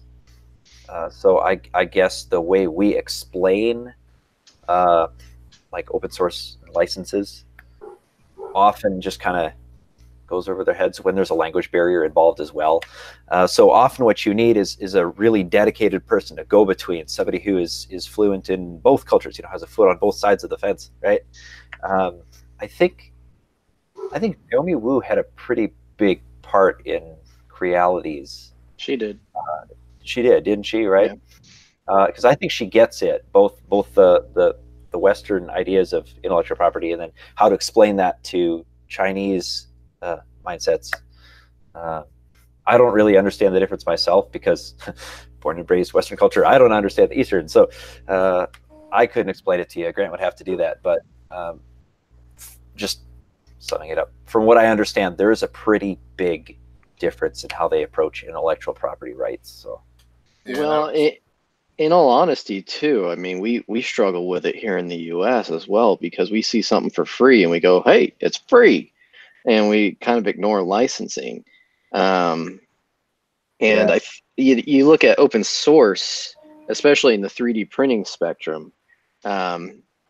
Adrian made it open source because he very much knew that building a self-replicating machine, in essence, you would be breaking any licensing by printing another machine using that machine. So he was like making the thing open source and bringing everyone together. And as soon as he did that, people hopped on and just did a lot of the work. So there's a good quote from him. If he tried to keep it closed source, he said, I would be trying to prevent it from doing the very thing it was designed to do. Absolutely. It's totally counterproductive, Yeah, and I think we have a loose understanding of the GPL license structure here in the States, but I think for the most part, like the best example I can think of is like objects that are uploaded to Thingiverse. They're uploaded with licenses, so they're either CC license, share like attribution, stuff like that, and for the most part they get ignored. Like with the rep rewind, I was very careful to make sure that proper attribution and proper credit was given back to Vincent. And it's lined out in even the very beginning of the rep rewind's description. It's like, this is a derivative. And I mean, that's a huge part of why, like, Repcord isn't selling the rewinders. I was very adamant when I was talking with Pooch, and I was like, yeah, we can't sell these things because I am borrowing designs that are open source and I have to share them back. And so, there are aspects of it that can be monetized, like upgrades and stuff that aren't part of the original design. But what I did had to I had to share it back because I'm a licensed nut. So that was a conversation that Pooch and I just had, and it was like, I just have to put it on Thingiverse and it has to be available. I didn't fight you on that. Huh? I didn't fight you on that, did I? I guess I missed part of it. I came in the middle of that, so I don't know. Well, it was the initial, like, when I was telling you about the whole thing, and you're like, "Oh, can we sell these?" And I was like, "No, because I'm borrowing all these designs." And then after that, you were like, "Oh, okay, yeah, no problem." Oh, okay. Yeah, but it was one of those things where, but again, finding like selling metal components, like metal springs and stuff like that, like we can definitely charge for material and all that stuff. But it's tough because I always claim, like, I exist on the shoulders of giants, right? And my living as a web developer was certainly based on a ton of development that was done on a lot of the open source programming languages. I use PHP, MySQL, all that stuff.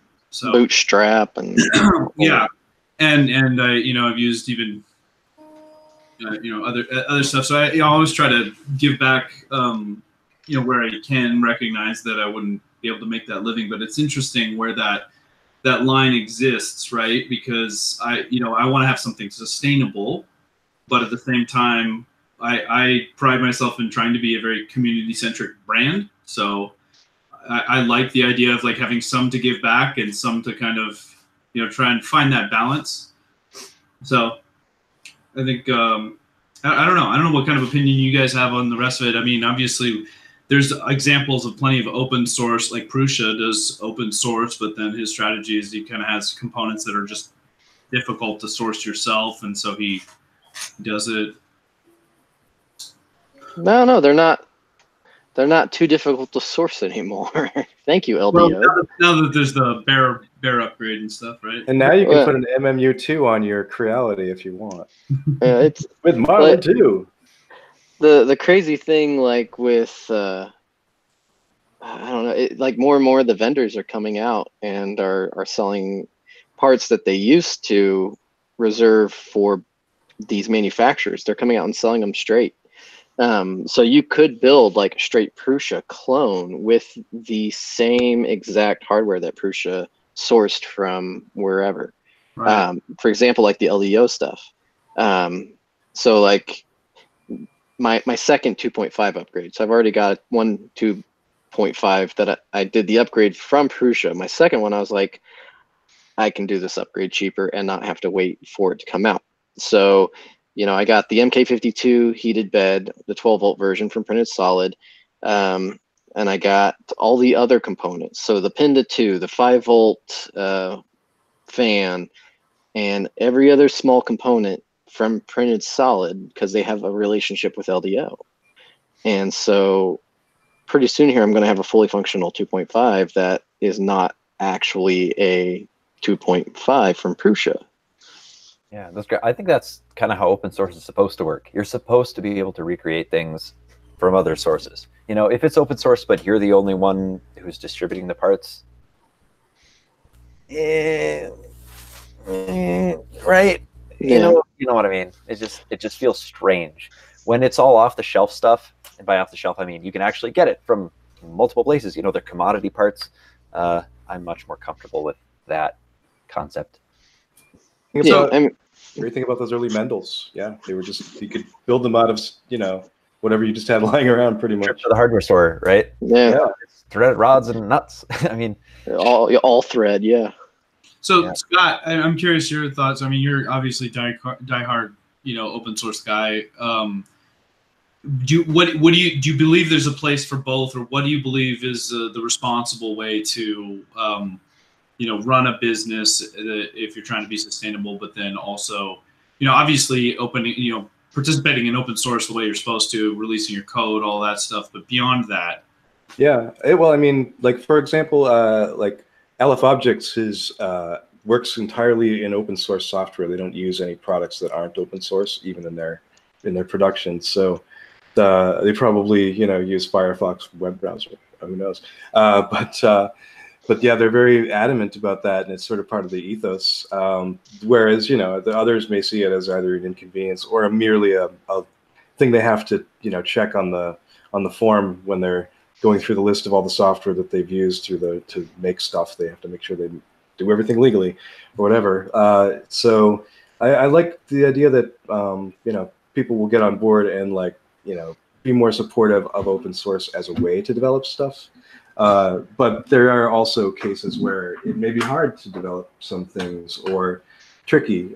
You get examples like the cool algorithms in Photoshop that allow you to replace things contextually are very complex and probably required a lot of PhDs and a lot of money to develop, and probably a lot of university programs and things. But those sorts of things are hard to get into open source software because there are often license barriers, patent barriers, and other things. So to actually get that over is difficult, and in a way it may be hard to get that even developed within the open source ecosystem without having that kind of corporate support or other types of support, academic support or whatever, which is where it was born, you know. So I'm just thinking, like, basically that it's like there's a mixture of it, and I think that companies who use it, who benefit from it, should of course, you know, live up to the obligations of the licenses that they're gleaning from, whether it's their tools or stuff they distribute. But I'd like to see a lot more, you know, kind of like start to catch on to what's valuable about it, and actually sort of start to look at that as a collective resource because there's only so far you can go with certain types of IP. And I'm glad if somebody wants to make some clever algorithm and put it in their printer. I know that it makes it difficult to just tack it on to Marlin, because now you have to release that ultimately cool algorithm that you may have developed as soon as you release your printer. But for the most part, from what I've seen that's been getting released, it's nothing. There is nothing too revolutionary. It's just there's a bit of work that's been done, and they probably paid some money for it. And I think they see it as perhaps there's a value there that they visualize. But ultimately, yeah, I think that when printers come out, that companies should look at the service they provide and the quality of their build as the paramount aspects of what they're doing in terms of beating out their competition, rather than the concealment of information or otherwise trying to beat them to the market, so to speak. I think that if you're doing good work, you're going to beat them to market because you're ahead of the curve in your own internal engineering know-how. And if you're doing great service, people are going to like you because you've got just great word of mouth, and that helps to build companies. I think Prusa is a great example of that. Oh, absolutely. Even though they're high-end, mid-shelf printers, they're definitely But I mean, it's like doing well. There's so many Prusa clones out there. I mean, it's probably the most cloned printer there is out there. But when you buy an original, genuine Prusa, you get not only a superior product to those, but also the support that stands behind it. Like Shane from Prusa is just one of my favorite people ever. But your mic is like way up here, dude. If they just put him in every box. So yeah, well, actually, one of my great pleasures was that Prusa brought Tonikip, one of the original developers of Sprinter. So I got to talk the shop a little on the firmware side with, one of my heroes. So that was pretty cool. Nice. I've always enjoyed the open source aspect of the community being involved, not just for protecting a project, but for like Adrian again, and this is all contained in his interview with Tom when Tom did his video, and he was like, when we initially started it, we'd have someone come in and saying, I want to do it this way, and then someone else would say, no, I want to do it this way, and he'd be like, well, do it both ways, and then we'll see which one works better. That's open source. It's like, how many iterations can we throw at a particular problem? Well, since it's open source, all of them. Yep. And then people can pick and choose which ones they want to, use, or, you can build that iteration into the actual build and make it a part, absorb it in, and then, continue out forward because it's that good. So I've always liked that aspect of the open source project. So looking at it from the the business side, it's interesting because there will always be people that just don't want to spend the time to build something themselves, right? So I think that's an interesting learning experience as a business. You start with something and you're like, well, we're gonna try to develop this ourselves. Everybody asks me all the time, like, is the rep box going to be open source? My hope is that when we go on to version 2, we can go and open source the original, but we haven't quite fleshed all that out. I mean, it's funny though, because like I said, a child could reverse engineer this thing. It's not anything, revolutionary. So it's really more about just kind of seeing, like, well, for us, it was going from a project that was, we didn't realize or thought had, legs, to, realizing, wow, this is an actual product that we want to develop and people want to pay for. And a lot of times it's, they could go down to their local makerspace and laser cut it themselves, but they just don't want to spend the time, and they can't source the products in bulk as cheap. And so, it's so compelling. So it seems like there's room for both things, seeing like a Project Red, who basically is just sourcing all the parts for a rail core and, tying it up in a little bow for you. I think they do a great job of respecting, that you can just buy whatever parts you want from them. You can go buy this stuff elsewhere. And I think it's a great way to handle it. Yeah, I really like that model where you have the plans, they're open, and you have the parts, or and you have a good source for those. So you're like, yeah, we get them in bulk, so we can pass them on to you cheaper. That's a great idea, especially in the States where it is hard to get things cheaply unless you buy them in bulk, right? Or get them made here for that matter. So ultimately, I think it makes the best sense. The best model I've seen, and it's coming up a lot, is to get the parts you need, maybe have it mostly built in China, but then once it's here, do the final build QA QC, make sure everything is really good yourself, and have it really tested, and put that last bit of polish on it before you send it out, so that you can stand behind it. Right. Yeah. Back when the Creality CR10s got popular, you had a lot of people saying, "Oh, why not just build it yourself instead of buying the Chinese clone of a printer or whatever?" And there for the longest time, when you added up the build of material for that printer, you couldn't build it yourself unless you had special connections for certain parts. You couldn't build it for the price that they were charging for it. Now, not even close. Now you're probably getting a little bit closer to being able to do it with Printed Solid having the LDO steppers and stuff like that. You're getting closer now, but even still, till you put the time into it, it's like they've still got the upper hand, even though they've open sourced the hardware. They've basically handed it all to you. They've still got the upper hand. They're buying it in bulk. There's still markup along the way. There's still margins. Right. There always will be. So even if you were to source all the parts that you needed for a CR10, and you might still be paying. You probably will be paying, because let's face it, extrusions are expensive. Right. Aluminum extrusion is relatively now expensive. more than ever. Yeah. Thanks, Trump. But so, like, you can go to a company like Ziltech, who sells, aluminum extrusion. You can get like a Core XY kit from them. Yeah, the Hevo kit and stuff. Yeah, and so there are options available that weren't available prior, because these companies do buy in bulk, so they can put their margin on it. So you're not having to, like, I don't know, buy a pallet of 2020 aluminum extrusions from China and have it shipped over via freight.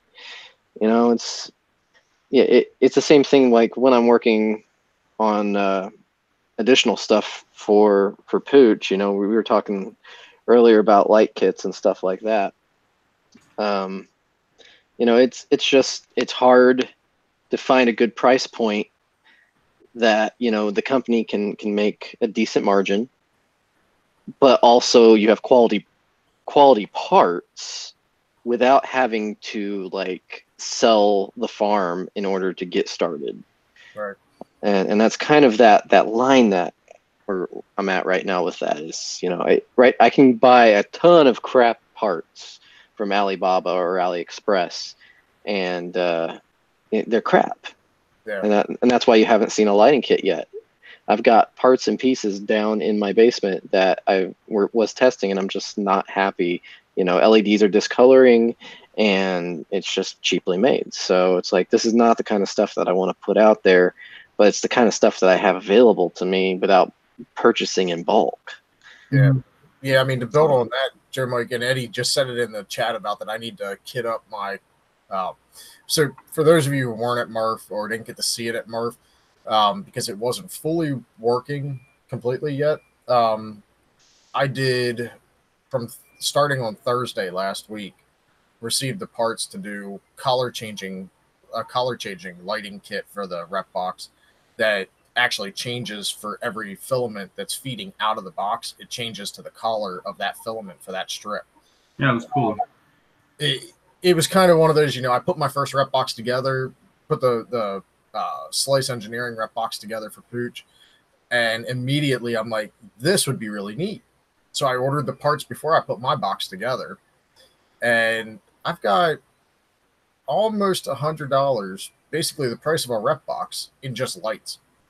And now it's all decent hardware, but until you try to cheap that down and get cheaper hardware, trying to kit that out, somebody really want to spend the same amount of money for lights as they and I mean, I mean, that's the thing. Like, I mean, there's always going to be somebody that's going to probably want to spend their money on something, but like, you got to look at the use case, right? And so I think you created a really fun thing. It was really cute, especially when you were running the palette splices, you know, through it, and it would like kind of change the color as the little splices would come through. But you know, as far as whether people buy it or not, I don't know. It's a fun, but that's the kind of stuff I love about MRRF, right? It's like, make it your own. Show off that stuff, and sometimes like great commercial ideas are built from it, and sometimes it's just a fun project, and people have spent a lot of money on a lot worse stuff. Yeah. Well, it'd be like trying to market Chris's stinking rep boombox. You know, like how many people are going to want their rep box like pumping out tunes while they're printing? I don't know. I do want the rep brow as an option though. The what? The rep brow. The one with the tap in it, the beer tap. Oh, yeah. I mean, well, that's obviously viable for this community. No, but I mean, that's the thing. We've just had so much fun with it, you know, like. Well, that's exactly what the thought was. Pooch, I told you before MRRF, when I came up with this idea on whatever it was, Tuesday or something like that, and ordered the parts, you know, I brought my rep box to MRRF and wanted to show this is how you can modify it. Hell, I even took that to Slice Engineering's rep box to do their handle. It was, you know, yeah, that turned out sweet. This is making it yours, not just buying a printer and printing with it. This is making the stuff yours. So that's what I did with my rep box, and I plan to continue to do with the rep box. Like, Pooch, why don't you make a competition? Pimp your rep box. Remember?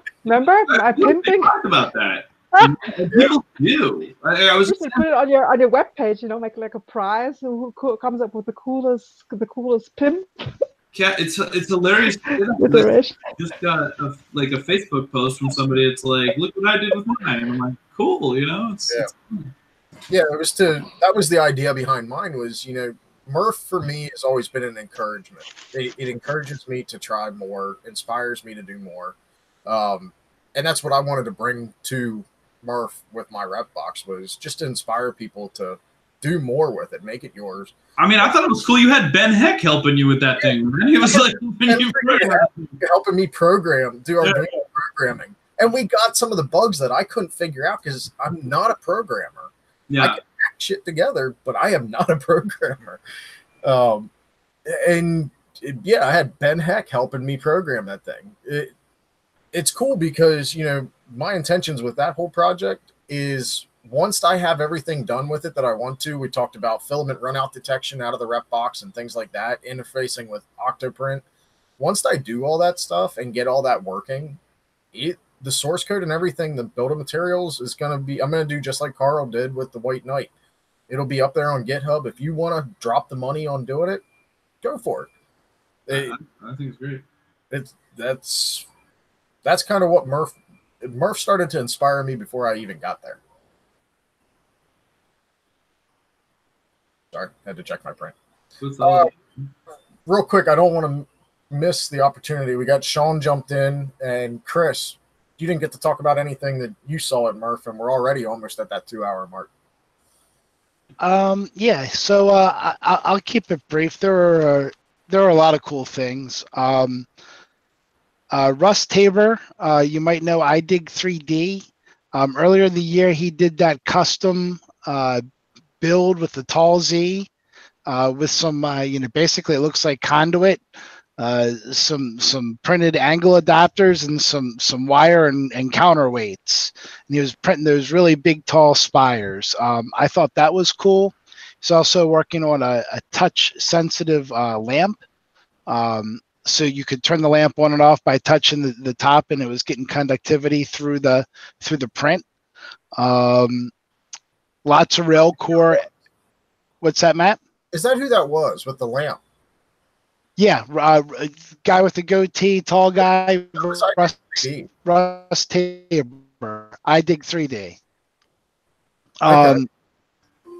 Lots of rail core. It was really cool seeing all the rail core everywhere. I mean, it was all over the place. It wasn't just one or two. They were everywhere.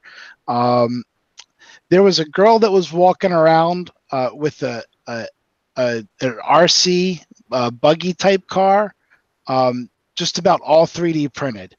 I never caught up to her to get the detail, but it was like a translucent and purple print. It looked really good, and I was really impressed by it. I took a picture of it, and I might be able to get some more information from a business card that was on the table by it.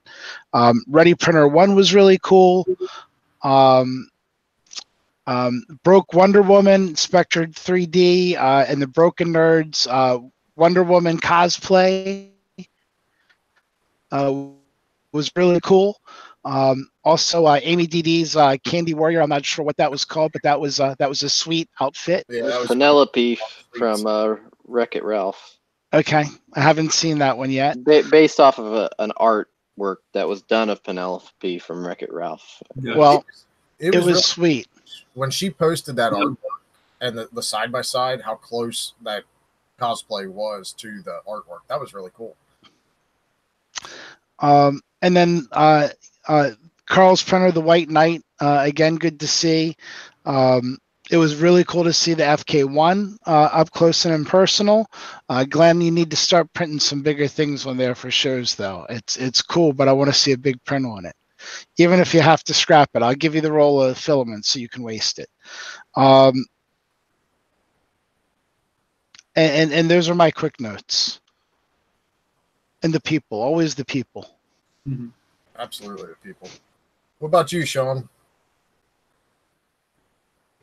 Wow, Chris pretty much hit a lot of them. I think one of the cooler things that I saw was Jim Scuba, his Smart One build.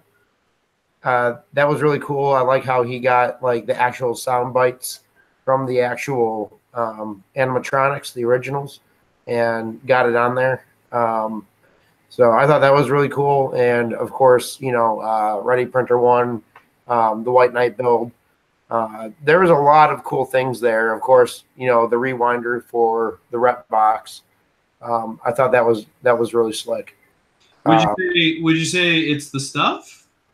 I would say that's the stuff.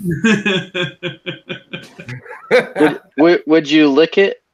Oh, I already did. You licked it? I did. No one was watching. Which one? So I can immediately burn it. You'll never know.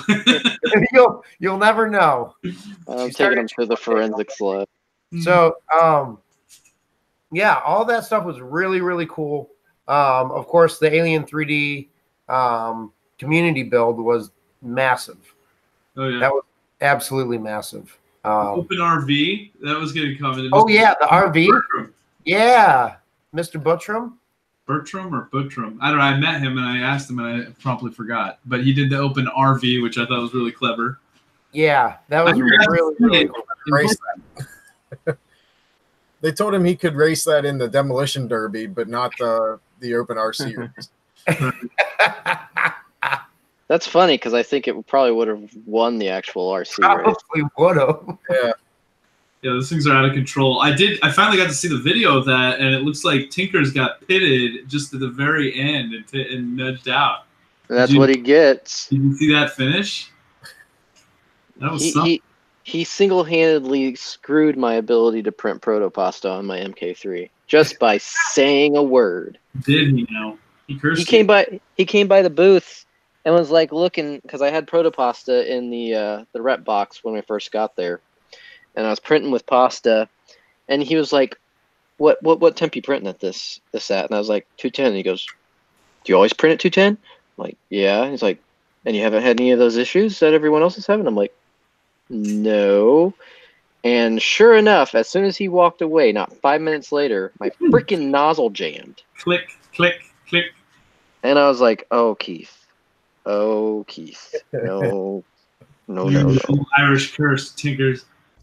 Yeah. Was it the nozzle or was it up in the heat break? Huh? Was it the nozzle that jammed or was it up in the heat break? You know, it's the normal. They were getting some. Was it barrel locking from swelling and the heat? So I had to I couldn't get it out of the heat break. I had to end up pushing it through the nozzle. Oh, really? Yeah, I have a specially designed tool, aka a coat hanger, that I use to do that. It works. It works. There's something. Okay. It looks like a prison shank. You'd be surprised. It's one of those skinny metal coat hangers that has like the plastic mold crap on it. You just take a knife and shave off the plastic rubbery part and then leave the bare metal. And it is almost exactly 1.75 millimeters and right down the poop chute. Wow. Hey, Joe Mike, if you get some household Romax, take the ground wire out of there. You don't have to cut it all off with your knife. It's like the same. Do what? Got every other word there. It's my Yeah, audio. you are like choppy audio. Yeah, I got this. Mike came to me at the booth with this one and gave it to me. Everyone should have one of those. Very important tool. Yeah, it's cool. I found it good for going nozzle up. Well, that's see my technique. So on the Mark III, that thing really shines because that thing's a bear to take apart if you need to like clean out the extruder. So my technique's always been crank it to the max on the heat, get the 0.4 or whatever size nozzle you're pushing with, jam it up there and clear it out, and then get the thickest one and do what you're doing with your coat hanger and ramrod the thing down and it clears it every time. You just shove it right on up there like a Bilbo. Shoot, as you say. Yeah, I've been playing around with a protocols down my end on MK2. I was down to 15 minutes changing out the heat break on the MK3. Yeah, it's not fun. Yeah, change your. You should clean out your nozzle after every print, really. Well, I try to run. It's not necessarily cleaning filament, but I have a transparent filament that I run through most of my printers in between prints, just so I can tell. It's nylon, like that people would just like those little nylon rods that. That's what I use. I just use nylon, cheap nylon, and yeah, it's not the rods though. It's just nylon. I crank it up to 260 and run inland nylon through my printer. I mean, and is that really necessary though? I mean, I guess over time. Necessary. You can do drinking my also. Is drinking my own pee necessary? No, but it's sterile and I like the taste. It's sterile and I like it. Oh no, there goes this stream. All right, but that was a direct quote from Dodgeball. So yeah, you get. So guys, I would leave now because it's 6 o'clock here, and I think I have to go sleep again. Otherwise, tomorrow is I'm gonna be too tired. I didn't have so much to say here because it was quite technical, but it was fun to bring up the female quote a little bit. Hope to see you soon again. Kat, what's the next event you plan to come to over here in the States? I think it would be MRRF. I would love to come to East Coast Rap Festival, but I don't have the budget. So just I have to buy preheating furnace for my casting project because I really want to go ahead to making jewelry, and that keeps me from doing it. And I also want to do some burnout tests. How good resins burn out, essentially, because some of them they have funny kind of doing that, and I want to document that. But I need this preheating furnace, and it's gonna set me back over $1,000. So this is where my money is going at the moment. Wow. Okay. Yeah. Bye, Kat. Okay. So see you next time. Bye. Someone just corrected me in the chat and said that urine is not sterile. That's not completely sterile. It used to be considered, but recent tests have shown that it's not always quite so. Yeah. Well, sorry. That's okay. I don't actually drink my own urine, so we're good. Yeah. Well, if you ever need to, just know that now you say that people have done it, and it's an art that can be mastered. Put it in a Ziploc bag, bury it in some sand, and let it sit out in the sun. You'll be fine. Am I? What? Sounds terrible, man. Is that some training? Some army training? That's how you drink your pee. I think Something that's like mess with people. that feels like it. I feel like that would make it worse. Yeah, No. that's his point. Any bacteria that's in there is going to flourish.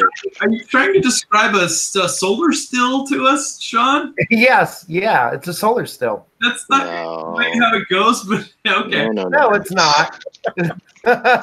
Anyway, hey, Joe, Mike, can you hear me now? You need to get some 14-2 household Romex wire. You pull the ground out, and it's perfect.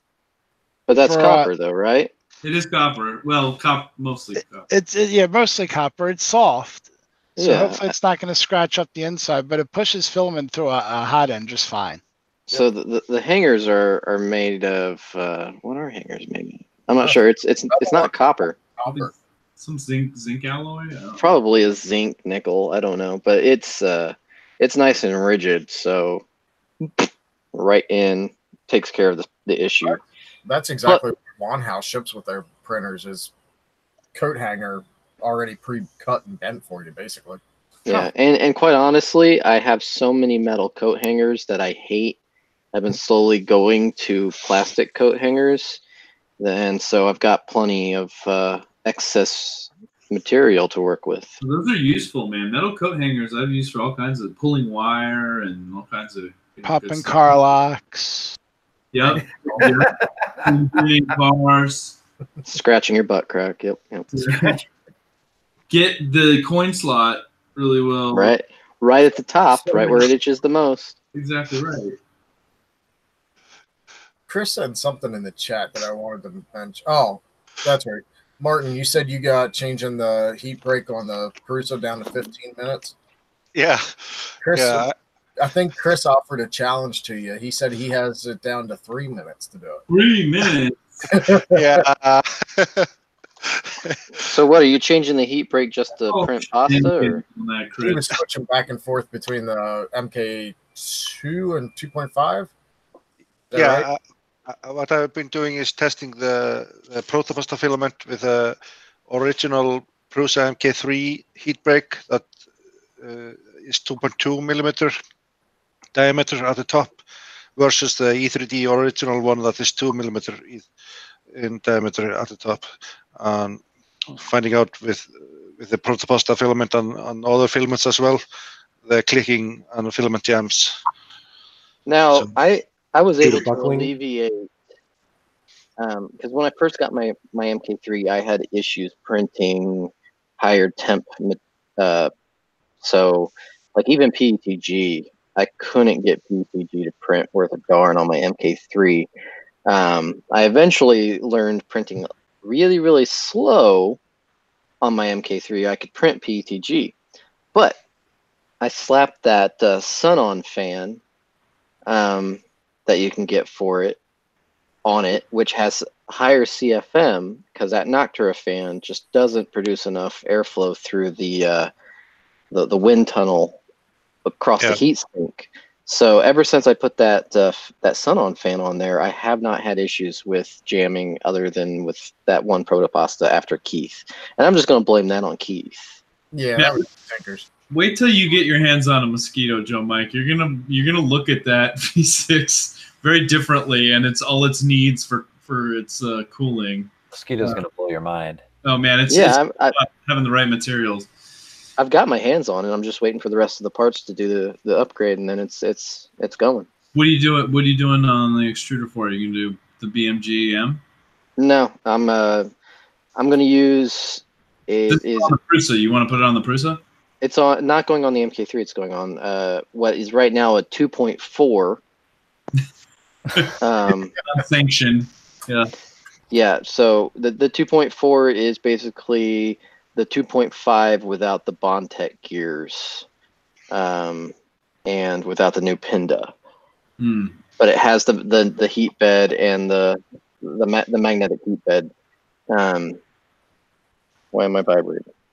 So, but yeah, so I'm doing the full 2.5 on that one, and I am currently printing out of PCG a model off of Thingiverse that allows you to mount the Mosquito in what is more or less the stock extruder housing for the MK2.5/MK3.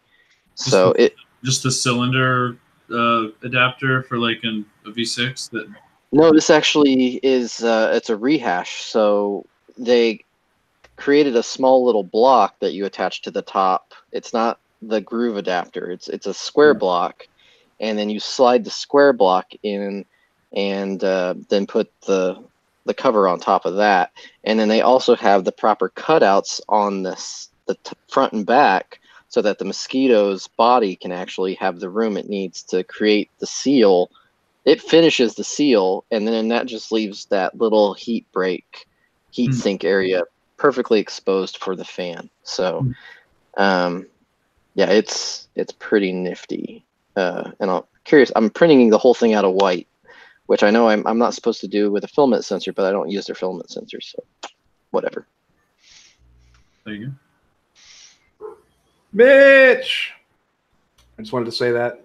Oh, hey. Mitch has arrived. No, I was driving from Wisconsin to Chicago, and I could only listen and respond when I was stopped. So, are you in a gas station bathroom right now? Pretty close. It's a hotel room. It's like a witch up in here. Jesus. Yeah. Anyway, it's good to see everybody since Murph, but I pretty much was like so burned out. I was like, I'm not going to touch a printer all week. How's your back, Mitch? How's your back? Oh, it's fine. It wasn't that bad. I know exactly what I need to change to the straps to make it better. You know, one of my favorite moments at Murph, and I was in the booth and I saw this, and at one point there was like this really tall dude wearing your backpack printer, just like walking behind you. Oh yeah. And I'm like, that if Mitch just had that guy on a leash right now, that'd be perfect. The most amazing thing I'd ever seen.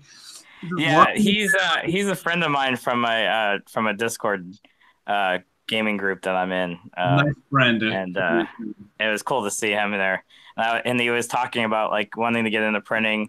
He's like, I was looking at the Prusa Mark III. I'm like, man, you should totally get one. And I was trying to hawk it on there. But you want to get into printing, you have to pay your dues. You have to carry this around. Yeah. Oh, the favorite part was Sean like doing push-ups in the hotel room with the printer on my back and on his back, and it like it didn't layer shift at all, which I was pretty impressed with. So yeah. So if I remember correctly, 713 Maker upgraded the thing substantially, correct? Yes. Yeah, those aluminum parts like made that printer 100 times better. Yeah, I heard a lot of people commenting on your aluminum milled parts for that. Yeah, it's basically like a mini Artemis. Like that's what I'm calling it, because like even the Artemis has less aluminum parts than this thing. The Artemini. Yeah, the Artemini. I like that. Yeah. I mean, you made it pretty beefy, man. Like that thing was beefy. That thing tank. Yeah. If I tune the profile like a little bit better, the print quality should be as good, if not better, than the Artemis. Are you gonna swap the defunct glass bed now for an aluminum bed? Oh, minimus. No, I'm still sticking with glass because I'm not gonna make a heated bed on it until I feel comfortable with it. I think it works perfectly fine with a cold bed for what I'm doing with it. So. What did your runtime end up being off a battery? One battery was about 45 minutes at the most. The problem was the batteries didn't give me any indication that they're gonna die. So when that's really cool about Murph. What I wanted to highlight is that I printed one of my first of my first print was on Thursday. And it was half a benchy because it only lasted halfway through a benchy.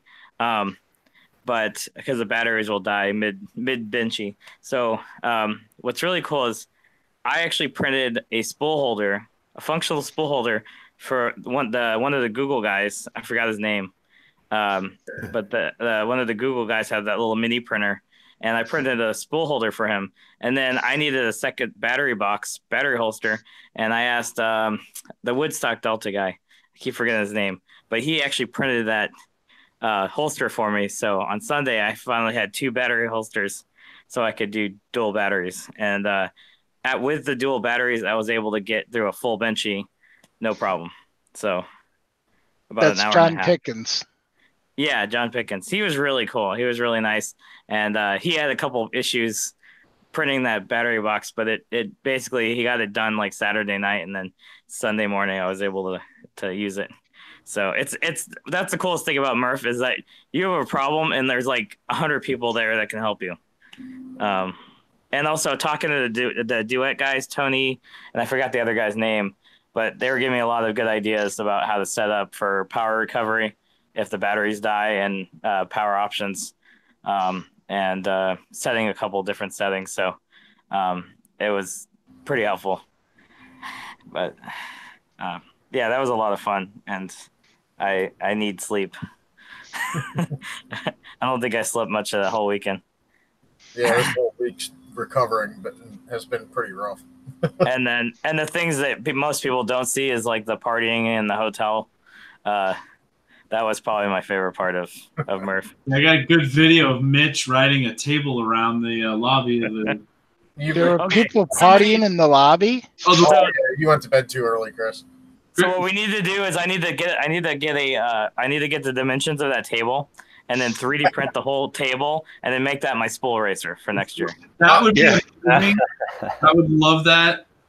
I'm pretty sure if we wait until third shift and call the hotel, we can talk to the girl at the front desk.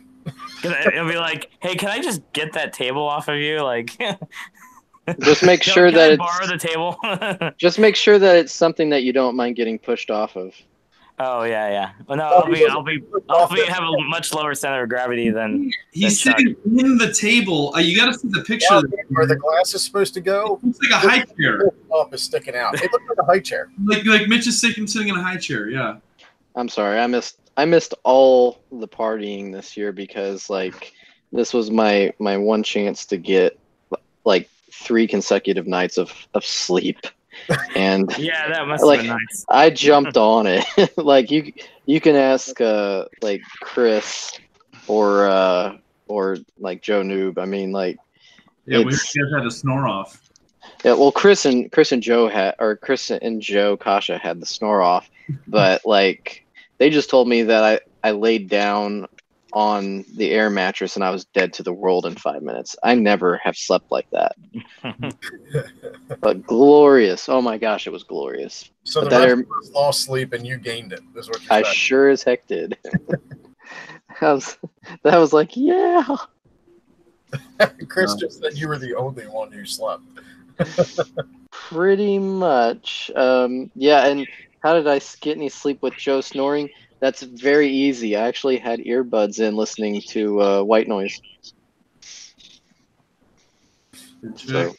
Yeah, Chris, that Hampton Inn was sweet, man. They let us party in that lobby for forever. I think they just preferred that we weren't up in a room, but we like took over that place. Yeah, I went to bed at 4 a.m. Saturday morning, and yeah, I don't know how long the rest of them stayed down there. Yeah, we were up till like 4, I think. Yeah. I feel that too. Yeah, I have to shout out to Chelsea and Garrett and Uncle Ron as well, bringing all the candy and all the booze, and it was awesome for them to. They just opened up a free bar at the table there, and it was too good. Don't forget Midnight Giant. Yep. I'll let all you younger folks party. Yeah, he brought you can party for me. I'll tell you what. So everybody talked about the things they saw at MRRF that they enjoyed. There was a point. It happened at MRRF too, at the venue, but at the hotel, there was a point I just kind of stepped back and just watched everybody. And the way... So MRRF and ERRF, Maker Fairs, all those, everybody comes together to show off their projects, to inspire others, to learn from others. There's one part, everybody mentions, coming for the people as well. And at the hotel, I stepped back at one point and just watched everybody and watched the community that we've built, and I say we, not meaning myself, but all of us have built, that was the coolest thing. I think I even said something to Mike about it. Just stepping back and watching everybody interacting. It didn't matter who you were. We had CEOs of companies. We had people who were new. Heck, there was a guy in the lobby. Martin, you remember the guy we were trying to figure out at the end of it? Who Yeah. he was. Yeah. Yeah. Anybody. And everybody just came together and partied and had a good time. And I mean, when I say partied, I mean, it wasn't other than Mitch riding in coffee tables and Sean riding in coffee tables. It wasn't like, that was the craziest that it got. It wasn't like, you know, frat party partying it, but just getting together and hanging out was the coolest thing. And then to get comments as well from people about the Friday night hangouts and how this, what we've done for 2 years now, has made people feel a part of the community that came to ERRF for the first time this year, and they just felt a part of everything, that they fit in. That to me was the coolest thing that I brought away from ERRF out of all of it. I don't mean to get like all sappy here towards late into the conversation, but that was the coolest thing with the entire night, our weekend. Yeah, I agree. Especially about like you said, CEOs of companies and just normal makers coming there, and like I and Joseph Prusa and a few other guys were in the lobby at one time talking about multi-material printing and whatnot, and all of a sudden Prusa brought up his phone and showed me the first April Fool's video. And because we were talking about the lines of that thing with the Prusa being the only one employee, and he showed that to me. And then later, the next day, I was talking to Shane from Prusa and told him that Prusa showed me that video, and he was, man, nobody, I haven't seen that video. Nobody here has seen the video, and so there was a owner, CEO of Prusa, that's probably a big company in the whole, partying at a hotel with a guy from Iceland like me, showing something that his own employees didn't even know about. So everybody was like on a even base, so to speak. People were just talking about what they were passionate about, and like meeting Tom and Joe Telling and Chuck and all those people that you normally just see online, and meeting them at this venue. It was so cool. Yeah. Yeah, it's when the conversation turns from making to how's your kids. I heard that conversation between people so many times, and had the same conversation myself with people. You know, it's really cool. That is what really made the event. Yeah, not to steal like Olive Garden's trademark slogan, but Murph is definitely like a when you're here, you're family kind of deal. Absolutely. You know, and it's really awesome because there's people who come to Murph, you know, that are part of the tight community, and you know, we talk throughout the year either via these live streams or on Twitter, but it's like when we come together at Murph, it's like no time has passed. It's like we just pick off where we left off. We're just doing it face to face. And that's pretty awesome. And Pooch is a tool. That's all I have to say. Yeah, I get that sense too. Like, I haven't seen Nick Seward since last Murph, you know, 365 days before. And we were just like, hey, how you doing? Hey, remember that printer design I brought last time? Yeah. And then, you know, you catch up on the news and see what each other thought of the 3D printing stuff that happened over the last year. Yeah, how's the family? Whatever, you know, catch up on that, and then it's like you're right where you left off, right? Yeah. It's very community driven. It's very cool. It's just cool to see it all come together and see that community come out. I have to go to bed. I'm sorry. I just realized what time it was. Yeah, it is. We've gone over the 2-hour mark. We started a little bit late, so real quick, let's run through outros. And if you guys want to hang out and keep on chatting, we can. Joe Mike, since you want to cut off, we'll go ahead and start with your outro. Sure. Joe Mike, and again, if you're interested in following any of my social media stuff or my YouTube channel, best source is jmt-3d.com. That'll take you, and you can see pictures on there, and you can also get to all my various social media spots there. As far as upcoming projects and stuff like that, I'll be doing a review of the Pulse because I'm going to be kicking the YouTube channel back off this week. I am actually redoing my review of the Pulse due to some enlightening things that happened recently. So it should be what I would consider a more level-headed review of it. That, and I'm going to continue the palette printing and the MMU too, keeping up the rep rewind, getting a different iteration of that out, all while trying to stay sane and keep my job. So, yeah, other than that, I'm tired and I need sleep. And I'm sorry, but I got to say it, butt plug. And Good night, Joe. It's the only time I said it the entire stream. You should have signed off. You blew it. You should have said it and signed off. That should have been my drop the mic. Yeah. Yeah, it's not dropping the mic, it's dropping the butt plug. No, don't go down the course. Just let that be. Just let it be. Let's not drag it on. Just let it be. Anyway, I love you guys, and it was awesome talking to you all. It was awesome seeing you guys at MRRF and being able to, Sean, first time that I got to meet you in person. Mike, absolutely great meeting you, sir. Martin, it's awesome being able to meet you, just, since the distances. So, yeah. So I'm a really great MRRF, had a lot of fun, and let's hope again for those of us who can get to ERRF. Absolutely. See you, Joe. See you there. Take care, Joe. See ya. Good night, Joe Mike. See you guys. All right, and that'll take us over to Chris. You're muted, Chris. I thought I clicked it, but I didn't.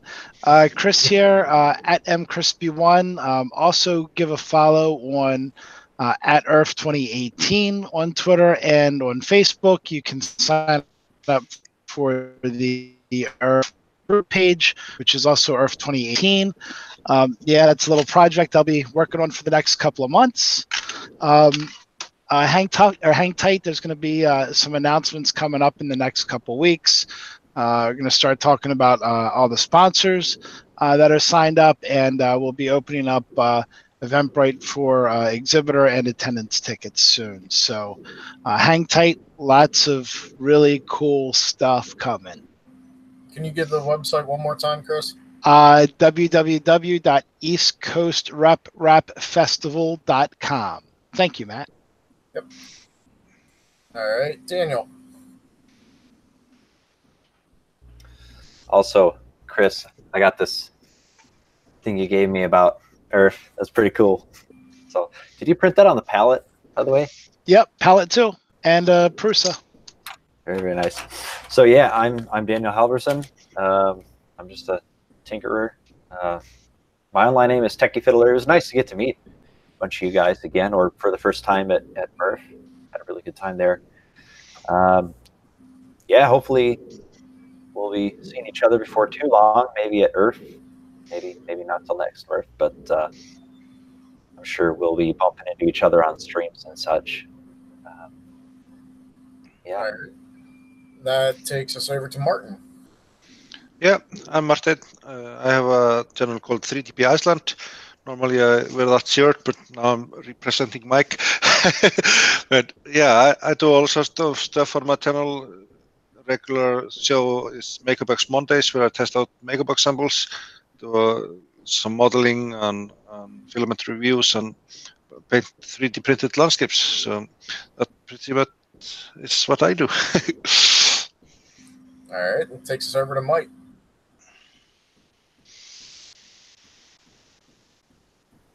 Unmuted. I'm Mike, NLTMW, and you can find me on all the social stuff under NLTMW, including YouTube, where my channel's a alphanumeric disaster until I hit that magic 100. And I hope to get working on that soon. I've got about a dozen projects that I haven't done, building things and taking things out of boxes, and hoping to be streaming some of that over the next little while. And I'll see you all there. Thanks. I gotta switch back now. And Mitch. Hey, I came in late, but I'm the backpack printer guy. I presented the second version of my backpack printer, which I purposely made 100% better because the last one was just kind of getting it done and just proving the concept, and then this year it was refining it. So probably by ERRF, the backpack printer will be very polished, and hopefully I'll have that you know, a little bit easier to carry around as well. But if you want to find out, I just created a Squarespace page, mitch3d.com, and that's my YouTube channel as well as mitch3d.com.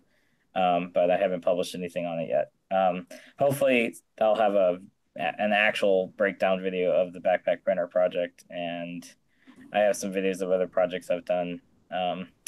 And once I get my apartment situation settled, I will probably have more dedicated electronics and technical videos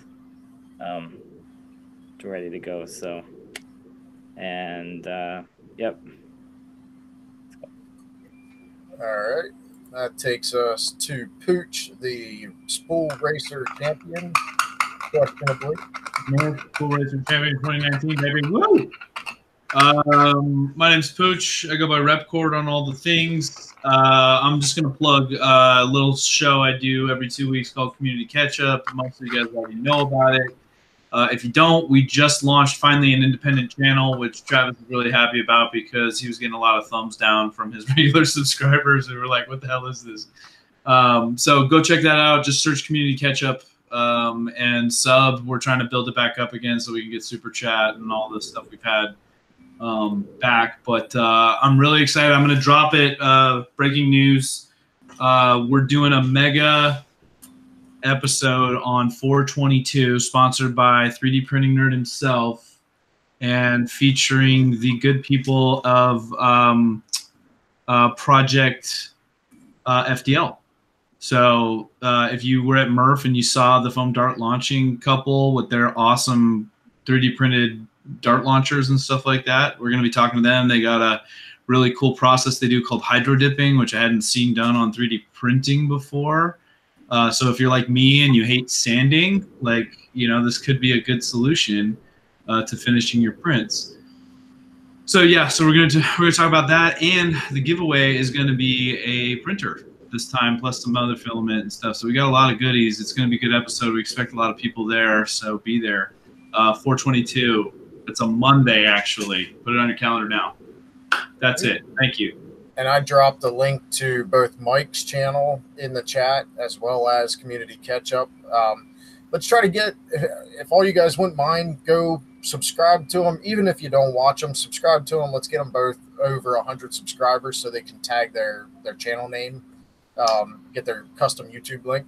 Yeah, we learned today that it has to be over 130 days longevity. So we already crossed 100 thanks to everybody's help. We just need to wait our 30 days, and then we'll have our custom Community Catch-Up.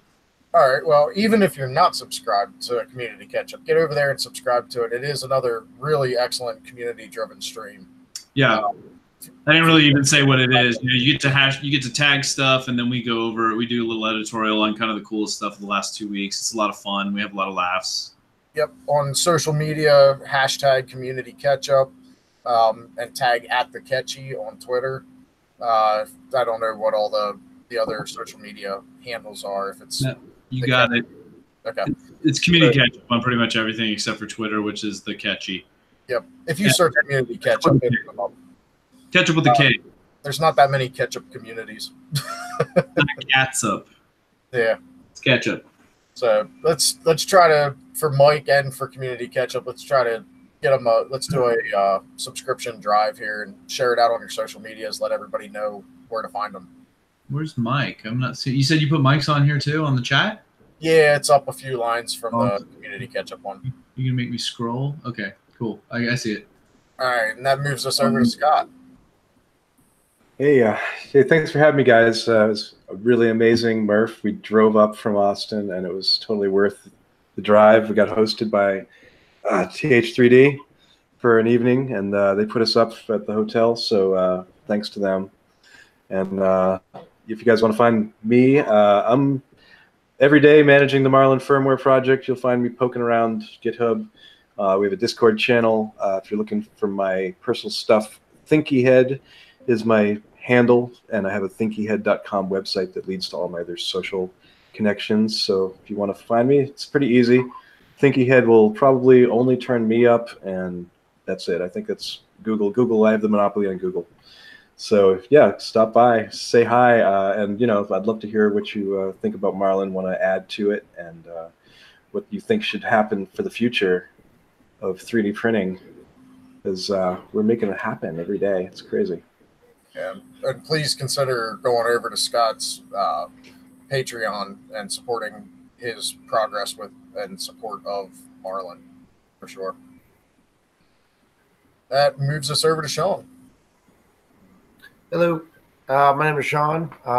You can find me on the internets at artmods_ or artmodsofficial.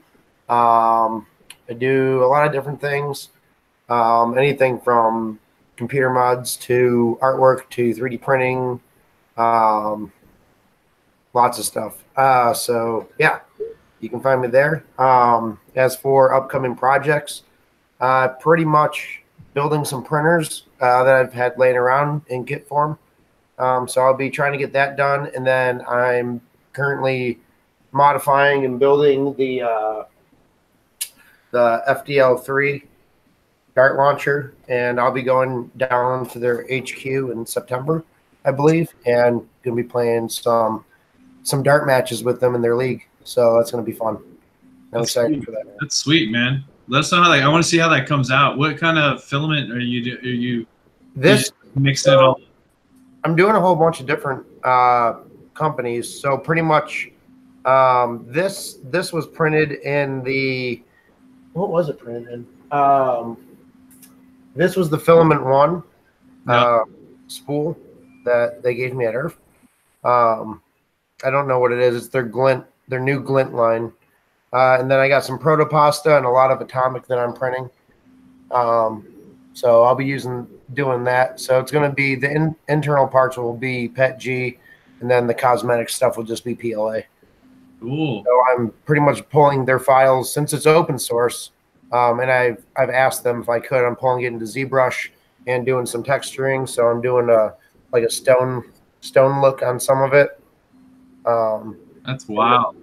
I like it. And, thanks. So yeah, just doing a whole bunch of different stuff, and then I'm just going to upload it and share it back to them so that they can do whatever they want with it and live that open source life. So. And of course, you can always find Sean over here on YouTube. Don't call me girly. Yes, there he is. And it lives on. Does he already come across for that? Listen, I tell you what, MRRF was a real eye-opener how many people have actually seen this video. Like, so many people coming up to me, and they're like, man, I love your video. I'm like, oh, no. I'm like, oh, God. That's the stuff. I love it. That's the stuff. You're a soundbite now, man. Hey, if you want, Pooch, you can give this away on your stream. Oh, heck yeah. Yeah. Yeah. Send it to me. Send it to me with my next shipment. Oh, will do. Hey, Matt, really quick to go backtrack to Scott really quick. As far as is there a better direct way to like support like a flat donation to Marlin, not necessarily the Patreon, like just like a PayPal or? Yeah, if people don't like other options, I have a list of them on my website at thinkyhead.com/donate-to-Marlin. So you can check it out there, and I have a few other options. Although, from what I understand, if I've got my calculations right, PayPal takes a bit more than Patreon does in percentage up to a certain point. So it turns out Patreon at the moment, because especially after everyone fought their phase upgrade, has been a better choice for a lot of reasons. Also, I'm trying to add more, content for my patrons so that they don't feel too left out in the weeds. I don't like to make videos much, but I'd like to at least keep everyone updated and let people know what's going on. So I'm going to try and make those more frequent for my patrons. So I didn't realize they fixed the fee thing. I know there was like a big old set of shenanigans. I never heard how that netted out. So that's good to know. They did back off. So yeah, at the moment it's PayPal is still taking more from us. They're the bigger thief right now, PayPal.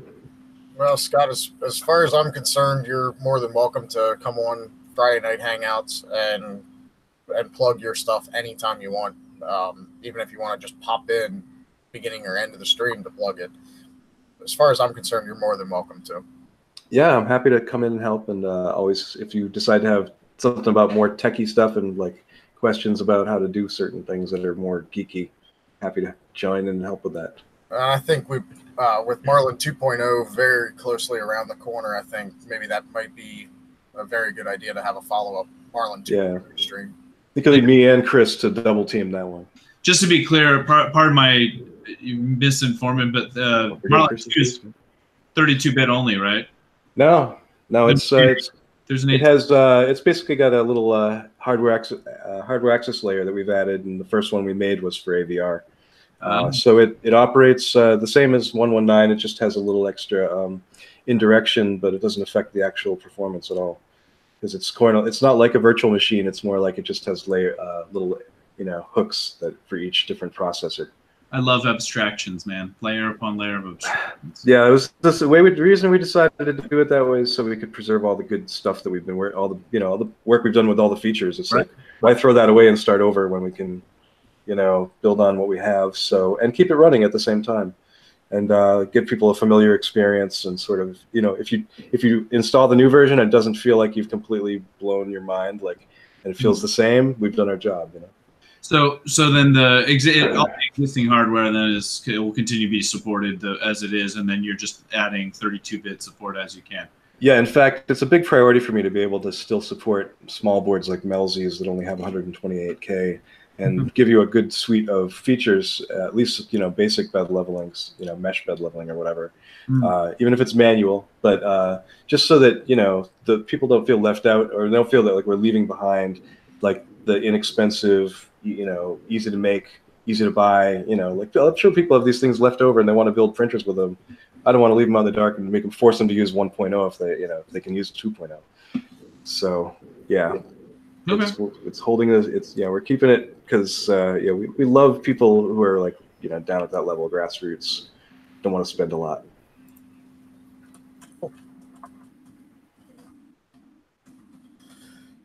All right, if you guys want to keep on going, we can keep going. If you just want to drop off, you can drop off. Just real quick for my outro, I'm Matt from How I Do It. I organize the Friday 3D Printing Community Hangouts, which you can find here on the Friday Night channel. If you're not a subscriber, please subscribe. Ring the bell for notifications to get notified when we post new streams and when we go live for the stream. The next Friday Night 3D Printing Community Hangout will be on Friday, April 12th. That's the European stream, which for those of us on the East or in the States, that starts at 4 p.m. Eastern. For those of you abroad, that starts at 20 UTC or GMT, whichever you prefer. The next US stream is April 19th. We do not, correct me if I'm wrong, Chris, have a topic picked for that one yet.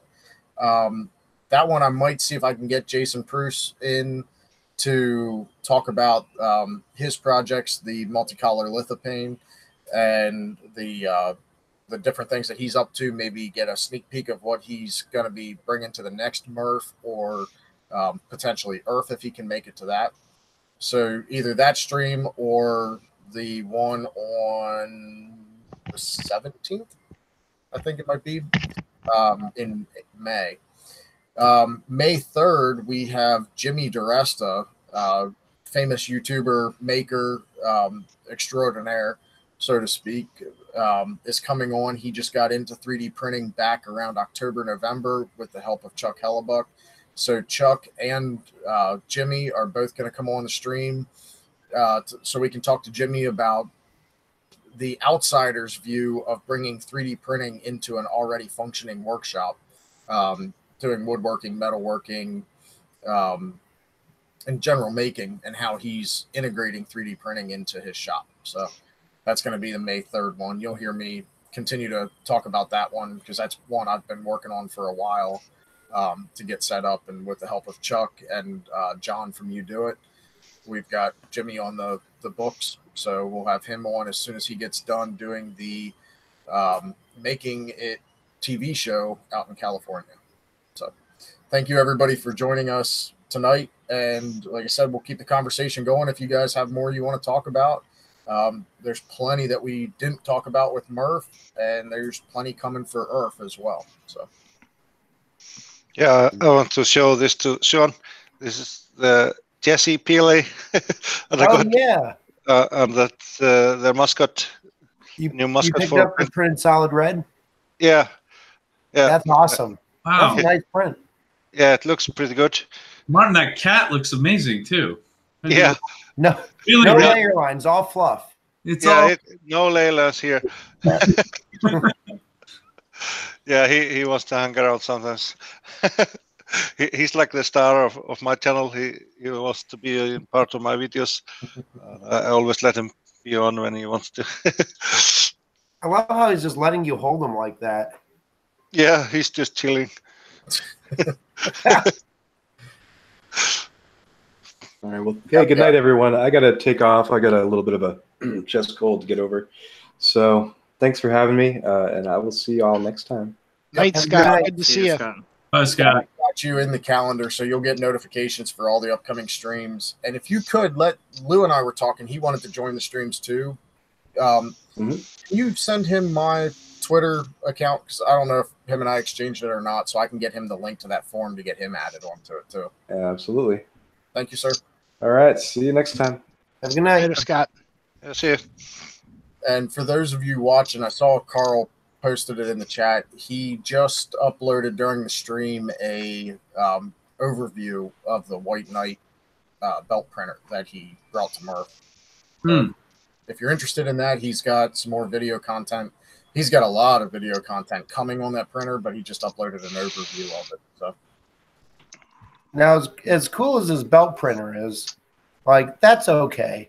But his van, man, if you didn't get to see his van, wow. Yeah. That thing is like Mr. President, like, coming to town type deal. yeah, he took Like, man. transit bus, public He's- transit bus, and turned it. Yeah, he's got, like, a hookah lounge in that thing.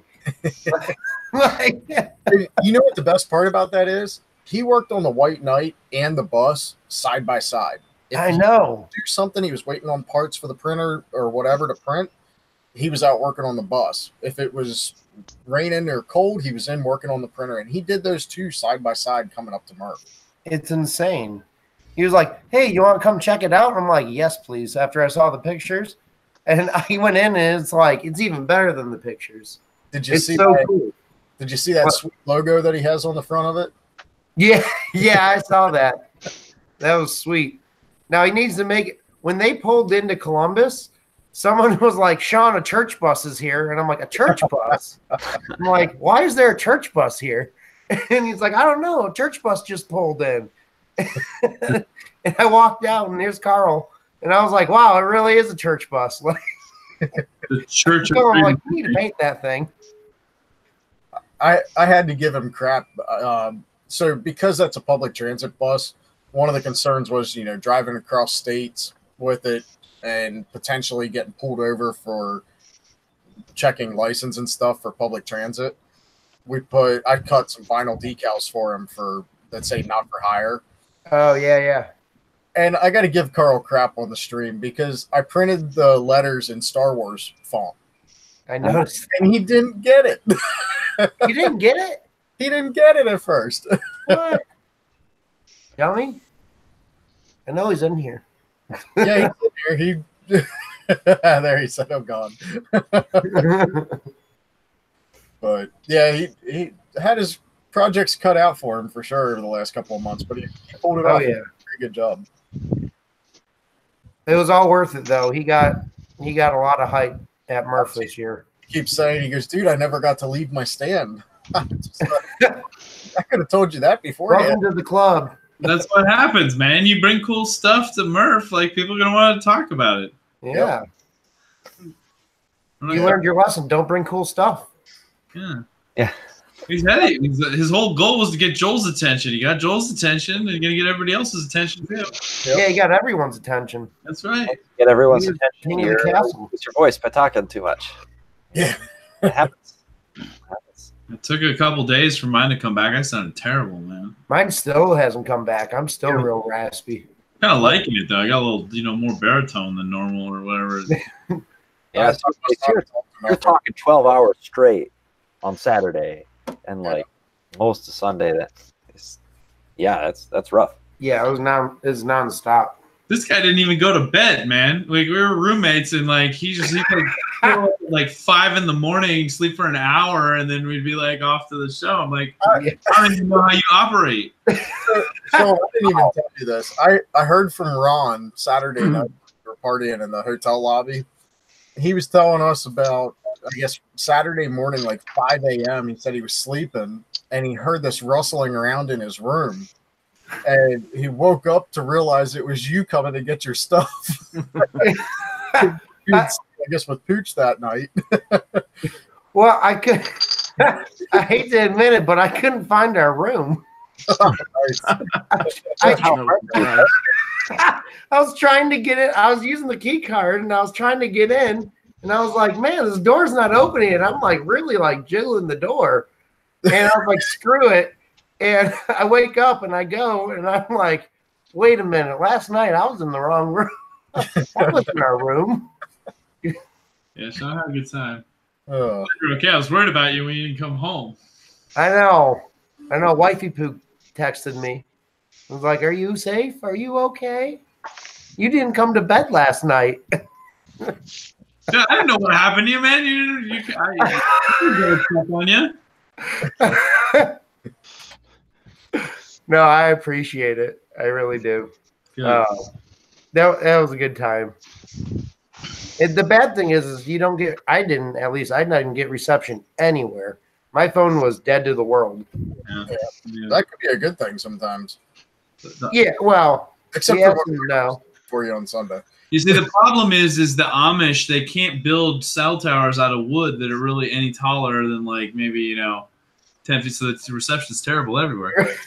It's got stakes sticking out of the ground. Over in Lancaster, they build them to look like pine trees so they blend in with the landscape. Except, when's the last time you saw a 50-foot tall pine tree that only had branches on this part of it and the rest was bare? Yeah, it's terrible, man. I see those things everywhere now. Okay. Yeah, I'm gonna go. See you, Coach. Bye, Mitch. I'm flying back to Dallas just to do another maker show, hopefully with a working printer. Since my glass build plate shattered, so I need to figure out a better solution for travel. But did you get a new bed?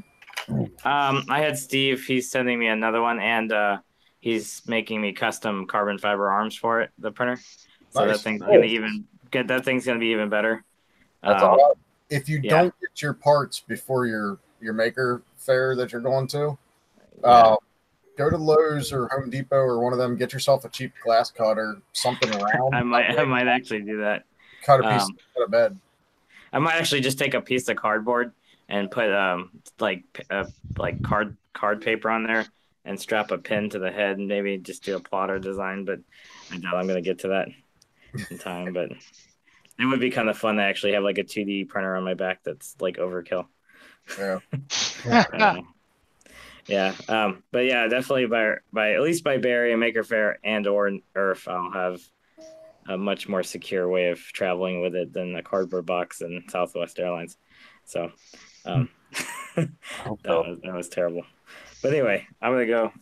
See you guys. It was so much fun hanging out with everybody at MRRF, and like I can't wait for ERRF and the next hangout stream. So yeah, absolutely.